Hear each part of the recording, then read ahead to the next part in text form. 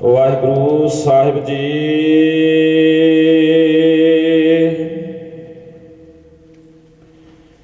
श्लोक महला पहला।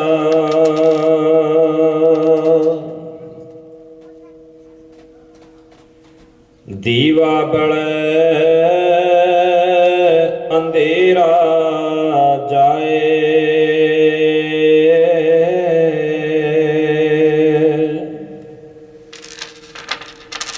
वेद पाठ मत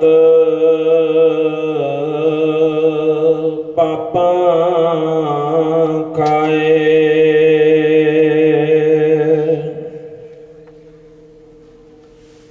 दीवा बड़े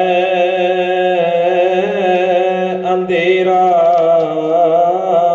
जाए, वेद पाठ मत पापा खाए।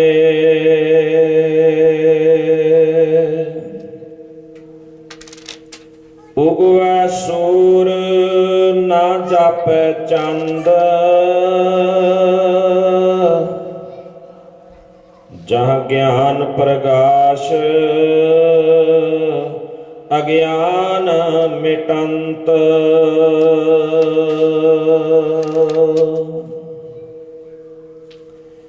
वेद पाठ संसार की कार,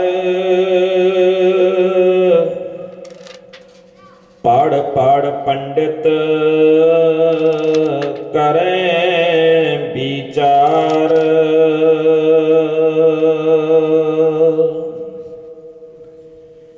बिन बूझे सब होए खुआर, नानक गुरमुख उतरस पार। नानक गुरमुख उतरस पार।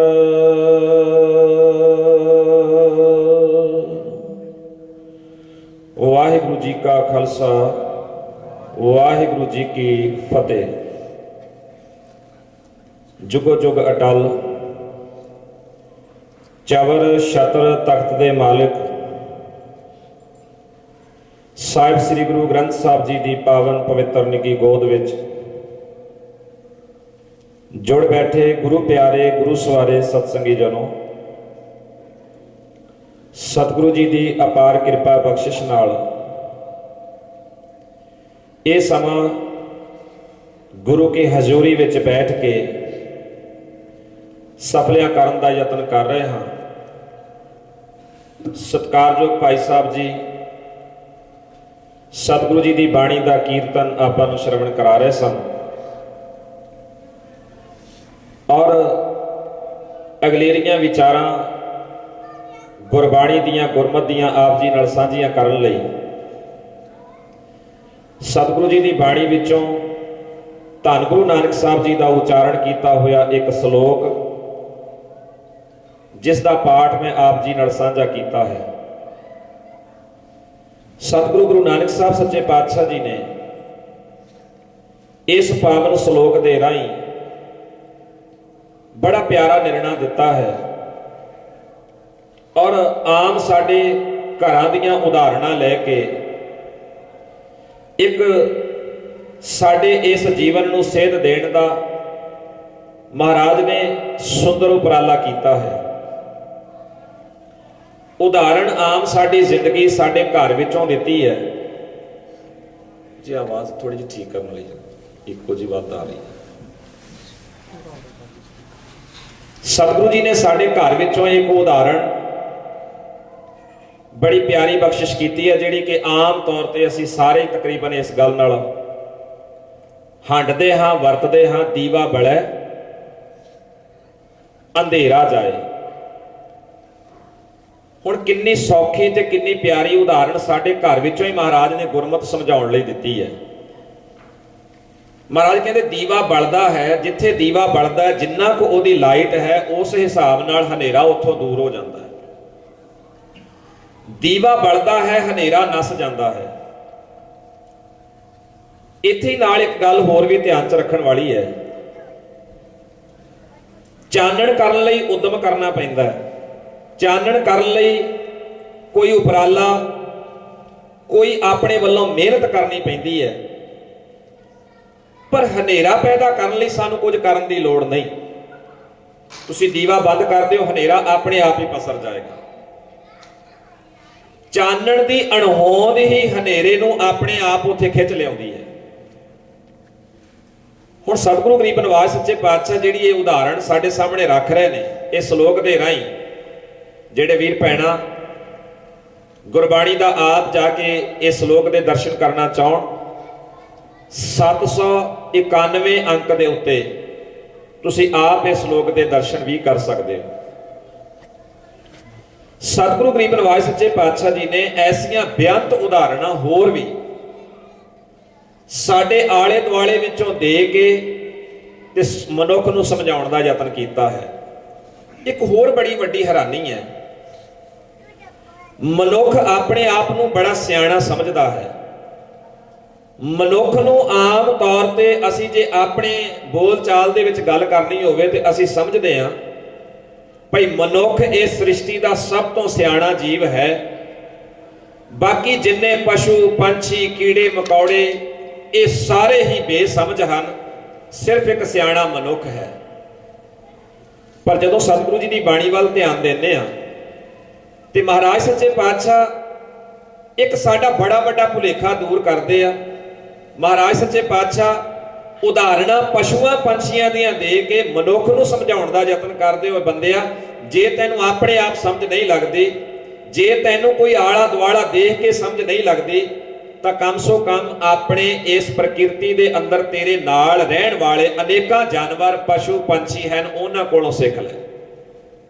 जे तैनूं अपने आप समझ नहीं लगदी, तैनूं पढ़ के समझ नहीं लगदी, तू इन्हां सारियां कोलों आले दुआले विचों सिੱਖਣ ਦਾ यतन कर ले।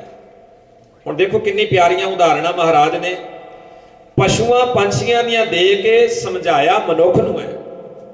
सुनो महाराज की बाणी, महाराज कहंदे ज्यों मछली बिन पाणीए क्यों जीवन पावे, बूंद विहूणा चातर को क्यों कार तृपतावे। मच्छी पानी तो बिना नहीं रहिंदी।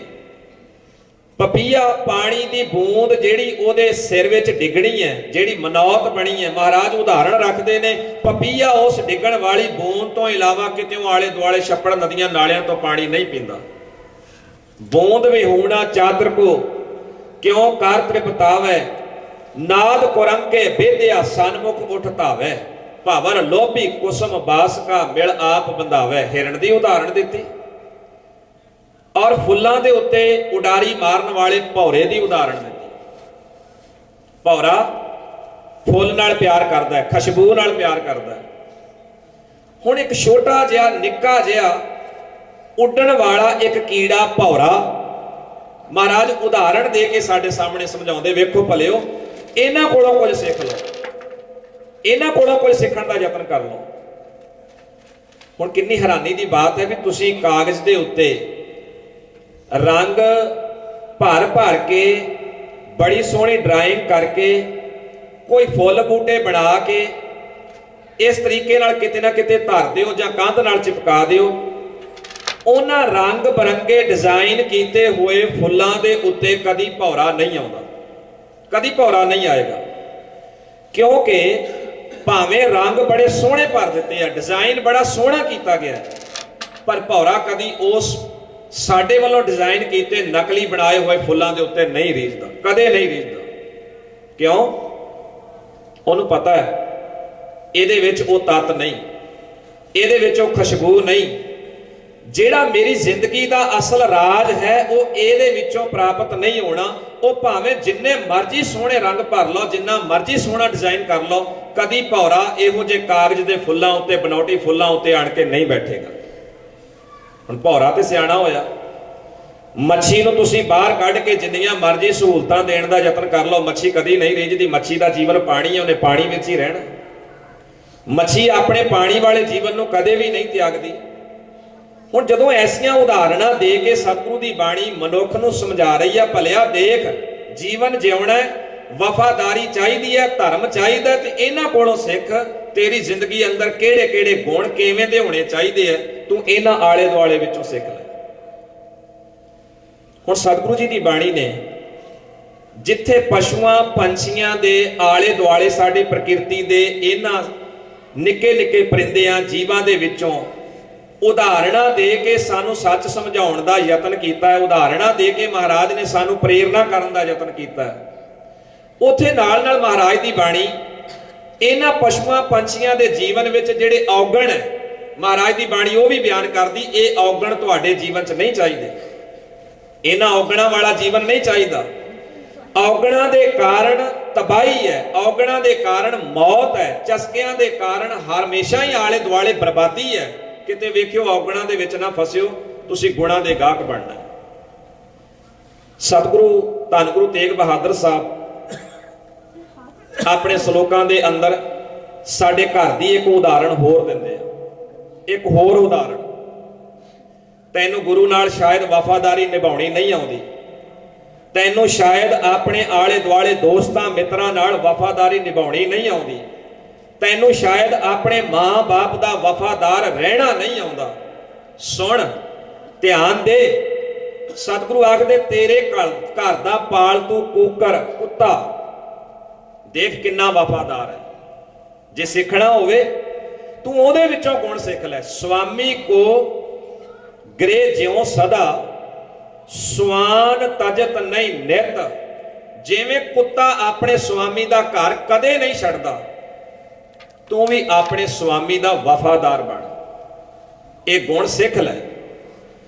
ਪਰ ਦੁੱਖ ਦੀ ਬਾਤ ਹੈ ਕਿ ਸਤਿਗੁਰੂ ਜੀ ਦੀ ਬਾਣੀ ਪਸ਼ੂਆਂ ਪੰਛੀਆਂ ਦੀਆਂ ਉਦਾਹਰਣਾਂ ਦੇ ਕੇ ਵੀ ਮਨੁੱਖ ਨੂੰ ਸਿੱਧੇ ਰਾਹ ਤੇ ਲਿਆਉਣ ਦਾ ਯਤਨ ਕਰਦੀ ਹੈ, ਪਰ ਅਸੀਂ ਕਦੀ ਬਾਣੀ ਵੱਲ ਧਿਆਨ ਦਿੰਦੇ ਹੀ ਨਹੀਂ। ਸਾਡੇ ਅੰਦਰ ਉਹ ਵਫਾਦਾਰੀ, ਸਾਡੇ ਅੰਦਰ ਉਹ ਪਿਆਰ, ਸਾਡੇ ਅੰਦਰ ਉਹ ਧਰਮ ਨਿਭਾਉਣ ਦੀ ਭਾਵਨਾ ਅੱਜ ਘੱਟ ਹੀ ਦਿਖਾਈ ਦਿੰਦੀ। ਅਸੀਂ ਆਲੇ ਦੁਆਲੇ ਵਹਿਮ ਭਰਮ ਭੁਲੇਖਿਆਂ ਵਿੱਚ ਉਲਝੇ ਦਿਖਾਈ ਦਿੰਦੇ ਹਾਂ।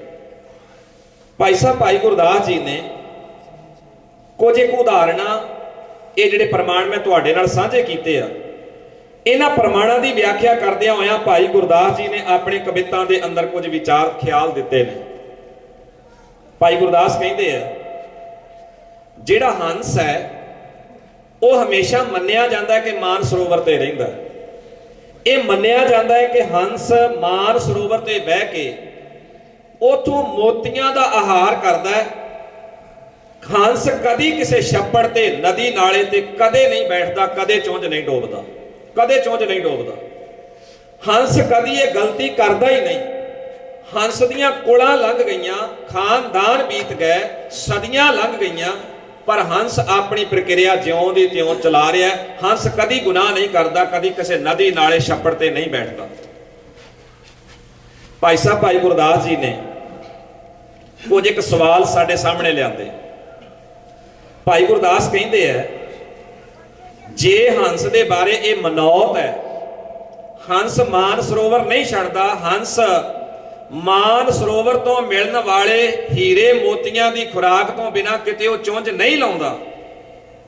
ਮਹਾਰਾਜ ਕਹਿੰਦੇ ਜੇ ਮੰਨ ਲਓ, ਭਾਈ ਗੁਰਦਾਸ ਕਹਿੰਦੇ ਮੰਨ ਲਓ, ਜੇ ਹੰਸ ਤੁਹਾਨੂੰ ਕਿਸੇ ਛੱਪੜ ਤੇ ਬੈਠਾ ਮਿਲ ਜਾਏ, ਜੇ ਉਹ ਹੰਸ ਕਿਸੇ ਛੱਪੜ ਤੇ ਬੈਠਾ ਹੋਇਆ, ਕਿਸੇ ਟੋਭੇ ਤੇ ਬੈਠਾ ਹੋਇਆ, ਤੁਹਾਨੂੰ ਮੋਤੀਆਂ ਦੀ ਜਗ੍ਹਾ ਤੇ ਡੱਡੀਆਂ ਮੱਛੀਆਂ ਖਾਂਦਾ ਮਿਲ ਜਾਏ, ਕੀ ਕਹੋਗੇ ਜੀ ਉਸ ਹੰਸ ਨੂੰ? ਉਸ ਹੰਸ ਬਾਰੇ ਕੀ ਖਿਆਲ ਹੋਣਗੇ? ਕਿਉਂਕਿ ਮੰਨਿਆ ਜਾਂਦਾ ਹੈ ਕਿ ਹੰਸ ਮਾਨ ਸਰੋਵਰ ਤੋਂ ਬਿਨਾਂ ਕਿਤੇ ਬੈਠਦਾ ਨਹੀਂ, ਮੋਤੀਆਂ ਤੋਂ ਬਿਨਾਂ ਉਹ ਕਿਤੇ ਆਹਾਰ ਨਹੀਂ ਕਰਦਾ। ਪਰ ਭਾਈ ਗੁਰਦਾਸ ਕਹਿੰਦੇ ਜੇ ਬਹਿ ਜਾਏ ਫਿਰ ਕੀ ਹੋਏਗਾ? ਜੇ ਉਹ ਮੋਤੀਆਂ ਦੀ ਜਗ੍ਹਾ ਤੇ ਡੱਡੀਆਂ ਮੱਛੀਆਂ ਖਾਂਦਾ ਕਿਤੇ ਦਿਖਾਈ ਦੇ ਜਾਏ, ਤੁਸੀਂ ਹੰਸ ਬਾਰੇ ਕੀ ਖਿਆਲ ਕਰੋਗੇ? ਸੁਣੋ ਭਾਈ ਗੁਰਦਾਸ ਜੀ ਦੇ ਖਿਆਲ। ਸਵਾਲ ਵੈਸੇ ਬੜਾ ਕਮਾਲ ਦਾ। ਮਾਨਸਰ ਤਿਆਗ ਆਨਸਰ ਜਾਏ ਬੈਠੇ ਹੰਸ, ਖਾਏ ਜਲ ਜੰਤ ਹੰਸ ਬੰਸੈ ਲਜਾਵਈ। ਜੇ ਹੰਸ ਮਾਨ ਸਰੋਵਰ ਛੱਡ ਕੇ, ਉਹ ਮੋਤੀਆਂ ਦੀ ਖੁਰਾਕ ਛੱਡ ਕੇ ਕਿਸੇ ਛੱਪੜ ਨਦੀ ਨਾਲੇ ਤੇ ਬੈਠਾ ਹੋਇਆ ਉਹ ਡੱਡੀਆਂ ਮੱਛੀਆਂ ਦੀ ਖੁਰਾਕ ਖਾ ਰਿਹਾ, ਜੀਵ ਜੰਤੂ ਚੁੱਕ ਕੇ ਖਾ ਰਿਹਾ। ਹੰਸ ਬੰਸੈ ਲਜਾਵਈ, ਉਹ ਆਪਣੇ ਹੰਸਾਂ ਦੀ ਵੰਸ਼ ਨੂੰ ਲਾਜ ਲਾ ਰਿਹਾ, ਕਲੰਕ ਲਾ ਰਿਹਾ ਹੈ। ਵੈਸੇ ਭਾਈ ਗੁਰਦਾਸ ਜੀ ਨੇ ਜਦੋਂ ਗੁਰੂ ਗ੍ਰੰਥ ਸਾਹਿਬ ਦੀ ਬਾਣੀ ਦੀ ਇਹ ਵਿਆਖਿਆ ਦਿੱਤੀ ਹੈ ਤੇ ਭਾਈ ਗੁਰਦਾਸ ਕਿਸੇ ਪੰਛੀ ਦੀ ਗੱਲ ਤਾਂ ਨਹੀਂ ਕਰ ਰਹੇ। ਪੰਛੀ ਤਾਂ ਇੱਕ ਪ੍ਰਤੀਕ ਹੈ, ਪੰਛੀ ਤਾਂ ਇੱਕ ਉਦਾਹਰਣ ਦੇ ਤੌਰ ਤੇ ਲਿਆ ਹੈ। ਅਸਲ ਗੱਲ ਤਾਂ ਸਤਿਗੁਰੂ ਦੀ ਬਾਣੀ ਦੀ ਵਿਆਖਿਆ ਕਰਦਿਆਂ ਭਾਈ ਗੁਰਦਾਸ ਸਿੱਖ ਦੀ ਕਰ ਰਹੇ ਆ, ਕਿਉਂਕਿ ਸਤਿਗੁਰੂ ਦੀ ਬਾਣੀ ਕਹਿੰਦੀ ਹੈ ਸਿੱਖ ਹੰਸ ਸਭ ਇਕੱਠੇ ਹੋਏ ਸਤਿਗੁਰ ਕੈ ਹੁਕਮਾਵੇ। ਹੰਸ ਸਿੱਖ ਹੈ, ਹੰਸ ਵਾਲੀ ਬਿਰਤੀ ਸਿੱਖ ਦੀ ਹੈ। ਪਰ ਜੇ ਸਿੱਖ ਮਾਨ ਸਰੋਵਰ ਛੱਡ ਕੇ, ਗੁਰੂ ਗ੍ਰੰਥ ਸਾਹਿਬ ਦੀ ਬਾਣੀ ਛੱਡ ਕੇ, ਗੁਰੂ ਗ੍ਰੰਥ ਸਾਹਿਬ ਦੀ ਬਾਣੀ ਵਿੱਚੋਂ ਮਿਲਣ ਵਾਲੇ ਕੀਮਤੀ ਗੁਣਾਂ ਦਾ ਆਹਾਰ ਛੱਡ ਕੇ, ਇਹਦੀ ਗਾਹਕੀ ਛੱਡ ਕੇ ਕਿਤੇ ਛੱਪੜ ਨਦੀ ਨਾਲੇ ਤੇ ਬੈਠਾ ਹੋਇਆ ਦਿਖਾਈ ਦੇਵੇਗਾ ਤਾਂ ਕੀ ਆਖਿਆ ਜਾਏਗਾ? ਹੰਸ ਬੰਸ ਹੈ ਲਜਾਵਈ, ਹੰਸਾਂ ਦੀ ਵੰਸ਼ ਨੂੰ ਲਾਜ ਲਾ ਰਿਹਾ ਹੈ, ਦਾਗ ਲਾ ਰਿਹਾ ਹੈ, ਕਲੰਕ ਲਾ ਰਿਹਾ ਹੈ।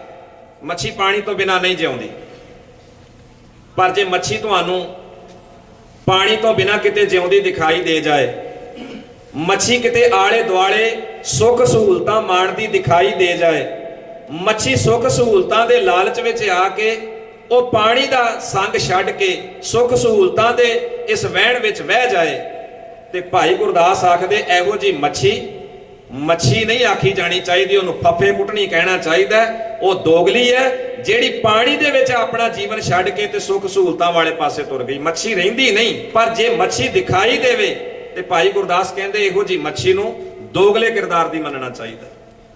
ਹੁਣ ਐਸੀਆਂ ਉਦਾਹਰਨਾਂ ਜਦੋਂ ਸਤਿਗੁਰੂ ਦੀ ਬਾਣੀ ਸਾਡੇ ਸਾਹਮਣੇ ਰੱਖਦੀ ਹੈ ਤਾਂ ਕਦੀ ਸਾਨੂੰ ਸੋਚਣਾ ਚਾਹੀਦਾ ਵੀ ਜੇ ਸਾਡਾ ਜੀਵਨ ਸਤਿਗੁਰੂ ਦੀ ਬਾਣੀ ਦੇ ਮੁਤਾਬਕ ਹੋਵੇ ਤੇ ਸਤਿਗੁਰੂ ਪਿਆਰ ਵੀ ਕਿੰਨਾ ਦਿੰਦੇ ਆ। ਜੇ ਸਾਡਾ ਜੀਵਨ ਮੱਥੇ ਅਸੀਂ ਗੁਰੂ ਗ੍ਰੰਥ ਸਾਹਿਬ ਦੀ ਬਾਣੀ ਨੂੰ ਟੇਕੀਏ, ਸਾਡਾ ਰਹਿਣ ਸਹਿਣ ਗੁਰਬਾਣੀ ਦੇ ਮੁਤਾਬਕ ਨਾ ਹੋਵੇ, ਮੱਥਾ ਬਾਣੀ ਨੂੰ ਟੇਕੀਏ ਪਰ ਰਹਿਣ ਸਹਿਣ ਸਾਡਾ ਚਾਲ ਚੱਲਣ ਬਾਣੀ ਦੇ ਮੁਤਾਬਕ ਮੇਲ ਨਾ ਖਾਂਦਾ ਹੋਵੇ, ਤੇ ਫਿਰ ਸਤਿਗੁਰੂ ਦੇ ਪਿਆਰਿਓ, ਸਤਿਗੁਰੂ ਦੀ ਬਾਣੀ ਮਨੁੱਖ ਨੂੰ ਵਾਧੂ ਫਿਟਕਾਰਾਂ ਵੀ ਪਾਉਂਦੀ ਹੈ। ਲੱਖ ਲਾਹਣਤ ਇਹੋ ਜਿਹੇ ਜੀਵਨ ਦੇ ਜਿਹੜਾ ਸਿਰਫ ਤੇ ਸਿਰਫ ਦੁਨੀਆਦਾਰੀ ਦੀ ਦੌੜ ਵਿੱਚ ਸ਼ਾਮਲ ਹੈ, ਜਿਹੜਾ ਖਾਣ ਪੀਣ ਨੂੰ ਤਰਜੀਹ ਦੇ ਰਿਹਾ, ਜਿਹੜਾ ਕੇਵਲ ਸਹੂਲਤਾਂ ਨੂੰ ਤਰਜੀਹ ਦੇ ਰਿਹਾ, ਪਰ ਗੁਰੂ ਵੱਲੋਂ ਬਖਸ਼ੇ ਸਚਿਆਰੇ ਜੀਵਨ ਨੂੰ ਮੰਨਣ ਲਈ ਤਿਆਰ ਨਹੀਂ। ਗੁਰੂ ਦੀ ਬਾਣੀ ਲਾਹਣਤਾਂ ਵੀ ਪਾਉਂਦੀ ਹੈ। ਹੁਣ ਜਦੋਂ ਅਸੀਂ ਇਸ ਮਾਹੌਲ ਅੰਦਰ ਸਤਿਗੁਰੂ ਸੱਚੇ ਪਾਤਸ਼ਾਹ ਜੀ ਦੀ ਬਾਣੀ ਨੂੰ ਵਿਚਾਰਦੇ ਹਾਂ ਤਾਂ ਗੁਰੂ ਪਿਆਰਿਓ, ਸਤਿਗੁਰੂ ਦੀ ਬਾਣੀ ਨੇ ਸਾਨੂੰ ਇੱਕ ਉੱਚੇ ਸੁੱਚੇ ਜੀਵਨ ਦਾ ਬੜਾ ਪਿਆਰਾ ਇਹ ਨਕਸ਼ਾ ਬਾਣੀ ਦੇ ਰਾਹੀਂ ਬਿਆਨ ਕਰਕੇ ਦਿੱਤਾ ਹੈ। ਪਰ ਅੱਜ ਅਸੀਂ ਪੜ੍ਹਦੇ ਸੁਣਦੇ ਨਹੀਂ। ਅਸੀਂ ਸ਼ਲੋਕ ਸਾਂਝਾ ਕਰ ਰਹੇ ਸਾਂ, ਦੀਵਾ ਬਲੈ ਅੰਧੇਰਾ ਜਾਏ। ਜਿੱਥੇ ਦੀਵਾ ਬਲਦਾ ਅਗਿਆਨਤਾ ਉੱਥੇ ਰਹਿੰਦੀ ਨਹੀਂ, ਹਨੇਰਾ ਉੱਥੇ ਰਹਿੰਦਾ ਨਹੀਂ। ਜੇ ਤਾਂ ਅਸੀਂ ਬਾਣੀ ਦੇ ਪੁਜਾਰੀ ਹਾਂ, ਜੇ ਤਾਂ ਸਾਨੂੰ ਦਿਲੋਂ ਬਾਣੀ ਨਾਲ ਪਿਆਰ ਹੈ, ਫਿਰ ਅਗਿਆਨਤਾ ਦਿਖਾਈ ਨਹੀਂ ਦੇਣੀ ਚਾਹੀਦੀ। ਜਿੱਥੇ ਬਾਣੀ ਹੈ, ਚਾਨਣ ਹੈ, ਗਿਆਨ ਹੈ, ਉੱਥੇ ਅਗਿਆਨਤਾ ਦਾ ਕੀ ਕੰਮ ਹੈ? ਉੱਥੇ ਹਨੇਰਾ ਕਿਉਂ ਦਿਖਾਈ ਦੇਗਾ? ਗੁਰਬਾਣੀ ਇਸ ਜਗ ਮੈਂ ਚਾਨਣ, ਗੁਰਬਾਣੀ ਇਸ ਸੰਸਾਰ ਅੰਦਰ ਇੱਕ ਚਾਨਣ ਹੈ। ਜਿੱਥੇ ਬਾਣੀ ਹੋਏਗੀ ਉੱਥੇ ਹਨੇਰਾ ਨਹੀਂ ਹੋਏਗਾ। ਪਰ ਖਿਮਾ ਕਰਿਓ, ਸਾਡਾ ਦੀਵਾ ਜਗਦਾ ਨਹੀਂ, ਸਾਡਾ ਬੁਝਿਆ ਹੈ। ਸਾਡਾ ਦੀਵਾ ਜਗਦਾ ਨਹੀਂ, ਬੁਝਿਆ ਹੈ।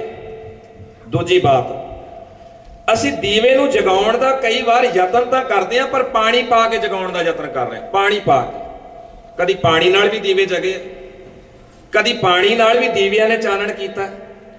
ਬੁਝੇ ਹੋਏ ਦੀਵੇ ਲੈ ਕੇ ਅਸੀਂ ਤੁਰੇ ਫਿਰਦੇ ਹਾਂ, ਔਰ ਬੁਝੇ ਹੋਏ ਦੀਵੇ ਹਨੇਰੇ ਦੇ ਕਾਰਨ ਪਤਾ ਨਹੀਂ ਕਿੰਨੀਆਂ ਠੋਕਰਾਂ ਇਸ ਸੰਸਾਰ ਦੇ ਅੰਦਰ ਖਾ ਰਹੇ ਹਾਂ। ਆਪਾਂ ਆਪਣੇ ਘਰ ਵਿੱਚ ਰਹਿੰਦੇ ਹਾਂ, ਕਿੰਨੀਆਂ ਸਹੂਲਤਾਂ ਘਰ ਵਿੱਚ ਪੈਦਾ ਕਰਦੇ ਹਾਂ। ਕਿਧਰੇ ਚੇਅਰ ਹੈ, ਕੁਰਸੀ ਪਈ ਹੈ, ਕਿਧਰੇ ਮੇਜ਼ ਪਿਆ ਹੈ, ਕਿਧਰੇ ਬੈੱਡ ਹੈ, ਕਿਧਰੇ ਘਰ ਵਿੱਚ ਟੀਵੀ ਹੈ। ਕਿੰਨਾ ਕੁਝ ਸਾਡੇ ਘਰਾਂ ਅੰਦਰ ਸਹੂਲਤਾਂ ਇਸ ਤਰ੍ਹਾਂ ਦੀਆਂ ਅਸੀਂ ਬਣਾਈਆਂ ਨੇ, ਮਿਹਨਤ ਕਰਕੇ ਬਣਾਈਆਂ। ਹੁਣ ਰਾਤ ਦੇ ਹਨੇਰੇ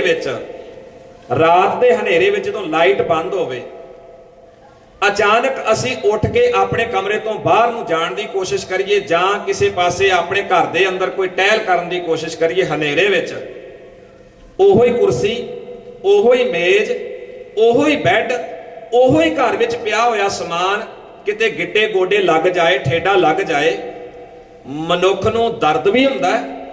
ਮਨੁੱਖ ਕਈ ਵਾਰ ਆਪਣੀ ਜ਼ੁਬਾਨ ਤੋਂ ਇਹ ਸ਼ਬਦ ਵੀ ਬੋਲਦਾ ਹੈ ਵੀ ਆਹ ਵਿਚਕਾਰ ਕਿੰਨੇ ਰੱਖਿਆ, ਮੇਰੇ ਗਿੱਟੇ ਲੱਗ ਗਿਆ, ਗੋਡੇ ਲੱਗ ਗਿਆ, ਇਹ ਸਮਾਨ ਇੱਥੇ ਕਿਉਂ ਰੱਖਿਆ ਗਿਆ। ਪਰ ਜੇ ਉਹੋ ਹੀ ਸਮਾਨ ਘਰ ਵਿੱਚ ਪਿਆ ਹੋਇਆ ਹਨੇਰੇ ਦੇ ਵਿੱਚ ਸਾਡੇ ਲਈ ਠੋਕਰ ਦਾ ਕਾਰਨ ਬਣ ਜਾਏ, ਤਕਲੀਫ ਹੁੰਦੀ ਆ। ਸਾਡੇ ਲਈ ਦੁੱਖ ਦਾ ਕਾਰਨ ਬਣ ਜਾਂਦਾ ਹੈ, ਤਕਲੀਫ ਦਾ ਕਾਰਨ ਬਣ ਜਾਂਦਾ ਹੈ, ਠੇਡਿਆਂ ਦਾ ਕਾਰਨ ਬਣ ਜਾਂਦਾ ਹੈ। ਪਰ ਜੇ ਚਾਨਣ ਹੋਵੇ, ਜੇ ਚਾਨਣ ਹੋਵੇ, ਲਾਈਟ ਜਗਦੀ ਹੋਵੇ, ਬੰਦਾ ਬਚ ਬਚਾ ਕੇ ਉਸ ਸਮਾਨ ਤੋਂ ਨਿਕਲ ਜਾਂਦਾ ਹੈ, ਕਿਤੇ ਵੀ ਗਿੱਟੇ ਗੋਡੇ ਨਹੀਂ ਲੱਗਦਾ। ਹੁਣ ਚਾਨਣ ਨੇ ਸੁੱਖ ਦਿੱਤਾ, ਸਮਾਨ ਉੱਥੇ ਹੀ ਪਿਆ ਸੀ। ਹਨੇਰੇ ਨੇ ਦੁੱਖ ਦਿੱਤਾ, ਸਮਾਨ ਉੱਥੇ ਹੀ ਪਿਆ ਸੀ। ਹੁਣ ਧਿਆਨ ਨਾਲ ਵੇਖਿਓ, ਅਗਿਆਨਤਾ ਦੇ ਅੱਜ ਅਸੀਂ ਪੁਜਾਰੀ ਬਣ ਗਏ ਹਾਂ, ਮੱਥਾ ਗੁਰੂ ਗ੍ਰੰਥ ਸਾਹਿਬ ਦੀ ਬਾਣੀ ਨੂੰ ਟੇਕਦੇ ਹਾਂ ਤੇ ਅਗਿਆਨਤਾ ਸਾਡੇ 'ਚ ਕੁੱਟ-ਕੁੱਟ ਕੇ ਭਰੀ ਹੋਈ ਆ। ਇੱਕ ਉਦਾਹਰਣ ਤੁਹਾਡੇ ਸਾਹਮਣੇ ਰੱਖਦਾ, ਸਾਡੇ ਘਰਾਂ ਦੀ, ਆਪਣੇ ਘਰਾਂ ਦੀ। ਆ ਭੈਣਾਂ ਬੈਠੀਆਂ ਨੇ, ਇੱਕ ਬੜਾ ਵੱਡਾ ਵਹਿਮ, ਜਿਵੇਂ ਆ ਬਾਕੀ ਵਹਿਮ ਨੇ ਨਾ, ਕਿਸੇ ਨੇ ਛਿੱਕ ਮਾਰ ਦਿੱਤੀ ਤਾਂ ਕੋਈ ਘਰ 'ਚ ਰੌਲਾ ਆ, ਕਿਸੇ ਨੇ ਆਵਾਜ਼ ਮਾਰ ਦਿੱਤੀ ਤਾਂ ਰੌਲਾ ਆ ਮੈਂ ਦੇਖਿਆ ਵੀ ਆ ਬਿੱਲੀ ਲੰਘਣ ਵਾਲਾ ਰੌਲਾ ਰੱਪਾ ਵੀ ਹੈਗਾ, ਵੀ ਬਿੱਲੀ ਲੰਘ ਗਈ, ਰਸਤਾ ਕੱਟ ਗਈ। ਇਹ ਸਾਡੇ ਵਹਿਮ ਭਰਮ ਭੁਲੇਖੇ ਵੀ ਨਾਲ ਹੀ ਤੁਰੇ ਫਿਰਦੇ ਨੇ। ਭਾਵੇਂ ਕਿ ਇਹਨਾਂ ਵਹਿਮਾਂ ਭਰਮਾਂ ਦੇ ਪਿਛੋਕੜ ਵਿੱਚ ਕੁਝ ਵੀ ਨਹੀਂ, ਕੋਈ ਸੱਚਾਈ ਸ਼ਾਇਦ ਤੱਥ ਵੀ ਨਹੀਂ, ਪਰ ਮੰਨੇ ਜਾਂਦੇ ਨੇ। ਇਹਨਾਂ ਭੁਲੇਖਿਆਂ 'ਚ ਪਏ ਕਈ ਲੋਕ ਪਤਾ ਨਹੀਂ ਕਿੰਨਾ ਕਿੰਨਾ ਨੁਕਸਾਨ ਆਪਣਾ ਜਿਹੜਾ ਉਹ ਕਰਦੇ ਰਹਿੰਦੇ ਨੇ। ਖੈਰ, ਮੈਂ ਇੱਕ ਉਦਾਹਰਣ ਤੁਹਾਡੇ ਸਾਹਮਣੇ ਰੱਖਣ ਲੱਗਾ। ਭੈਣਾਂ ਛੋਟੇ ਬੱਚੇ ਨੂੰ ਆਪ ਹੀ ਘਰ ਵਿੱਚ ਨਵਾਉਂਦੀਆਂ ਨੇ, ਸੋਹਣੇ ਕੱਪੜੇ ਪਾਉਂਦੀਆਂ ਨੇ, ਆਪ ਹੀ ਉਹਨੂੰ ਤਿਆਰ ਕਰ ਲੈਂਦੀਆਂ ਨੇ, ਫਿਰ ਆਪ ਹੀ ਤਿਆਰ ਕਰਕੇ ਉਹਨੂੰ ਕੱਪੜੇ ਪਾ ਕੇ ਨਵਾ ਧਵਾ ਕੇ ਆਪ ਹੀ ਉਹਨੂੰ ਚੁੱਕ ਕੇ ਫਿਰ ਕਹਿਣਗੀਆਂ ਕਿੰਨਾ ਸੋਹਣਾ ਲੱਗਦਾ ਹੈ। ਜੇ ਇਹਨੂੰ ਕਿਸੇ ਦੀ ਭੈੜੀ ਨਜ਼ਰ ਲੱਗ ਗਈ ਫਿਰ ਕੀ ਹੋਏਗਾ?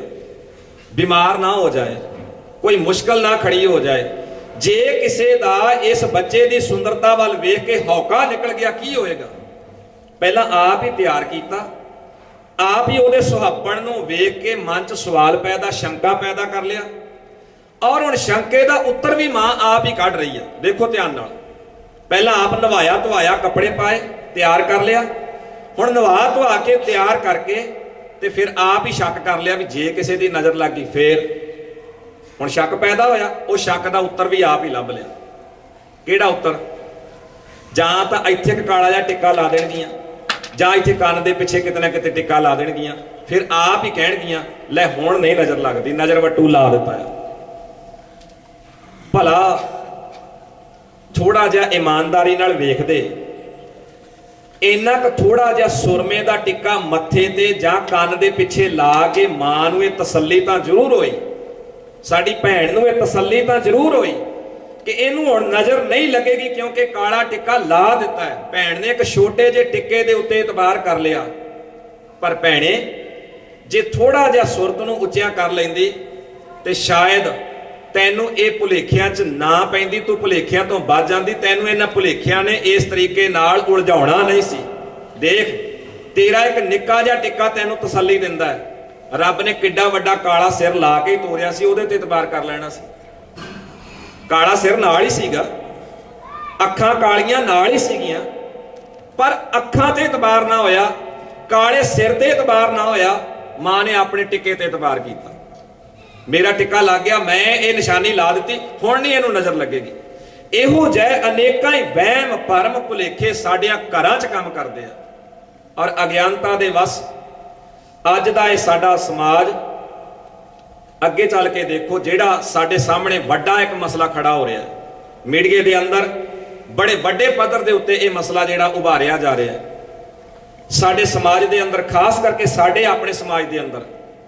ਪੁੱਤਰਾਂ ਨੂੰ ਵੱਧ ਤੇ ਧੀਆਂ ਨੂੰ ਕਿਸੇ ਬੁਰੀ ਨਜ਼ਰ ਨਾਲ ਵੀ ਧੀ ਨਹੀਂ ਪੈਦਾ ਹੋਣੀ ਚਾਹੀਦੀ, ਪੁੱਤਰ ਚਾਹੀਦਾ ਆ। ਪੁੱਤਰ ਘਰ ਦੀਆਂ ਨਿਸ਼ਾਨੀਆਂ, ਪੁੱਤਰ ਦੀਵਾ ਜਗਦਾ ਹੈ। ਧੀ ਦੇ ਨਾਲ ਜਿਹੜਾ ਸਲੂਕ ਸਾਡੇ ਸਮਾਜ ਵਿੱਚ ਕੀਤਾ ਜਾ ਰਿਹਾ ਹੈ, ਜਿਹੜੀ ਸੋਚ ਸਾਡੇ ਸਮਾਜ ਦੀ ਬਣ ਗਈ ਹੈ, ਕਦੀ ਉਸ ਸਾਰੀ ਸੋਚ ਨੂੰ ਧਿਆਨ ਨਾਲ ਵੇਖਿਓ। ਮੀਡੀਆ ਦੇ ਅੰਦਰ ਇਹ ਮਸਲਾ ਬੜਾ ਵੱਡੇ ਪੱਧਰ ਤੇ ਚੁੱਕਿਆ ਜਾਂਦਾ ਹੈ। ਧੀਆਂ ਮਾਰਨ ਵਿੱਚ ਸਾਡਾ ਸਮਾਜ ਮੋਹਰੀ ਹੋ ਕੇ ਰੋਲ ਨਿਭਾ ਰਿਹਾ। ਧੀਆਂ ਮਾਰਨ ਵਿੱਚ, ਜੰਮਣ ਤੋਂ ਪਹਿਲਾਂ ਧੀਆਂ ਦਾ ਕਤਲ। ਅਸੀਂ ਬਾਣੀ ਨੂੰ ਮੱਥੇ ਟੇਕਦੇ ਹਾਂ, ਗੁਰਬਾਣੀ ਦਾ ਕੀਰਤਨ ਪਾਠ ਕਥਾ ਕਰਦੇ ਹਾਂ, ਸਭ ਕੁਝ ਕਰ ਰਹੇ, ਸੇਵਾ ਵੀ ਨਿਭਾ ਰਹੇ ਹਾਂ। ਪਰ ਜਦੋਂ ਕਦੀ ਕਿਸੇ ਦੇ ਘਰ ਧੀ ਪੈਦਾ ਹੁੰਦੀ ਹੈ ਨਾ, ਤਾਂ ਸਾਡੀਆਂ ਮਾਈਆਂ ਬੈਠੀਆਂ ਨੇ, ਬਜ਼ੁਰਗ ਬੈਠੇ ਨੇ, ਤੁਹਾਨੂੰ ਇਹ ਖਿਆਲ ਹੋਏਗਾ ਘਰਾਂ ਦੇ ਵਿੱਚੋਂ ਆਮ ਤੌਰ ਤੇ ਲਟਕੇ ਹੋਏ ਮੂੰਹ ਜਿਹੜੇ ਆ ਉਹ ਦਿਖਾਈ ਦਿੰਦੇ। ਘਰਾਂ 'ਚ ਲਟਕੇ ਹੋਏ ਮੂੰਹ, ਉਤਰੇ ਹੋਏ, ਉਦਾਸ, ਕਈ ਰੋਂਦੇ ਵੇਖੇ ਜਾ ਸਕਦੇ, ਧੀ ਪੈਦਾ ਹੋ ਗਈ। ਕਈਆਂ ਘਰਾਂ 'ਚੋਂ ਇਹ ਬੋਲ ਤੁਹਾਨੂੰ ਸੁਣਾਈ ਦੇਣਗੇ, ਦੇਖੋ ਭਾਈ ਪਹਿਲਾਂ ਵੀ 2 ਧੀਆਂ ਸੀ, ਰੱਬ ਐਤਕੀ ਚੰਗੀ ਚੀਜ਼ ਦੇ ਦਿੰਦਾ। ਮਤਲਬ ਧੀ ਨੂੰ ਚੰਗੀ ਚੀਜ਼ ਨਹੀਂ, ਦੇਖੋ ਕਿਹੜੇ ਬੋਲ ਸਾਡੇ ਘਰਾਂ 'ਚ ਹੈ। ਰੱਬ ਨੇ ਪੱਥਰ ਮੱਥੇ ਮਾਰਿਆ, ਬੋਲਦਾ ਕੌਣ ਹੈ? ਔਰਤ ਹੀ ਔਰਤ ਦੀ ਦੁਸ਼ਮਣ ਦਿਖਾਈ ਦਿੰਦੀ ਹੈ, ਔਰਤ ਹੀ ਔਰਤ ਦੀ। ਘਰ ਵਿੱਚ ਧੀ ਨੇ ਜਨਮ ਲੈ ਲਿਆ, ਦਾਦੀ ਇਹ ਬੋਲ ਬੋਲ ਰਹੀ ਹੈ, ਨਾਨੀ ਇਹ ਬੋਲ ਬੋਲ ਰਹੀ ਹੈ, ਕੌਣ ਇਹ ਸਾਡਿਆਂ ਕੰਨਾਂ 'ਚ ਘੋਲ ਰਿਹਾ? ਮੱਥੇ ਅਸੀਂ ਬਾਣੀ ਨੂੰ ਟੇਕਦੇ ਹਾਂ, ਕੀਰਤਨ ਅਸੀਂ ਉਸ ਬਾਣੀ ਦਾ ਸ਼ਰਵਣ ਕਰਦੇ ਹਾਂ ਜਿਹੜੀ ਬਾਣੀ ਕਹਿੰਦੀ ਸੋ ਕਿਉ ਮੰਦਾ ਆਖੀਐ ਜਿਤ ਜੰਮੈ ਰਾਜਾਨ। ਜਦੋਂ ਬਾਣੀ ਦੇ ਐਸੇ ਕੀਰਤਨ ਐਸੇ ਪਾਠ ਨੂੰ ਸ਼ਰਵਣ ਕਰ ਰਹੇ, ਸਾਡਾ ਵਰਤਾਰਾ ਘਰਾਂ ਦਾ ਵੇਖੋ ਕਿਹੋ ਜਿਹਾ।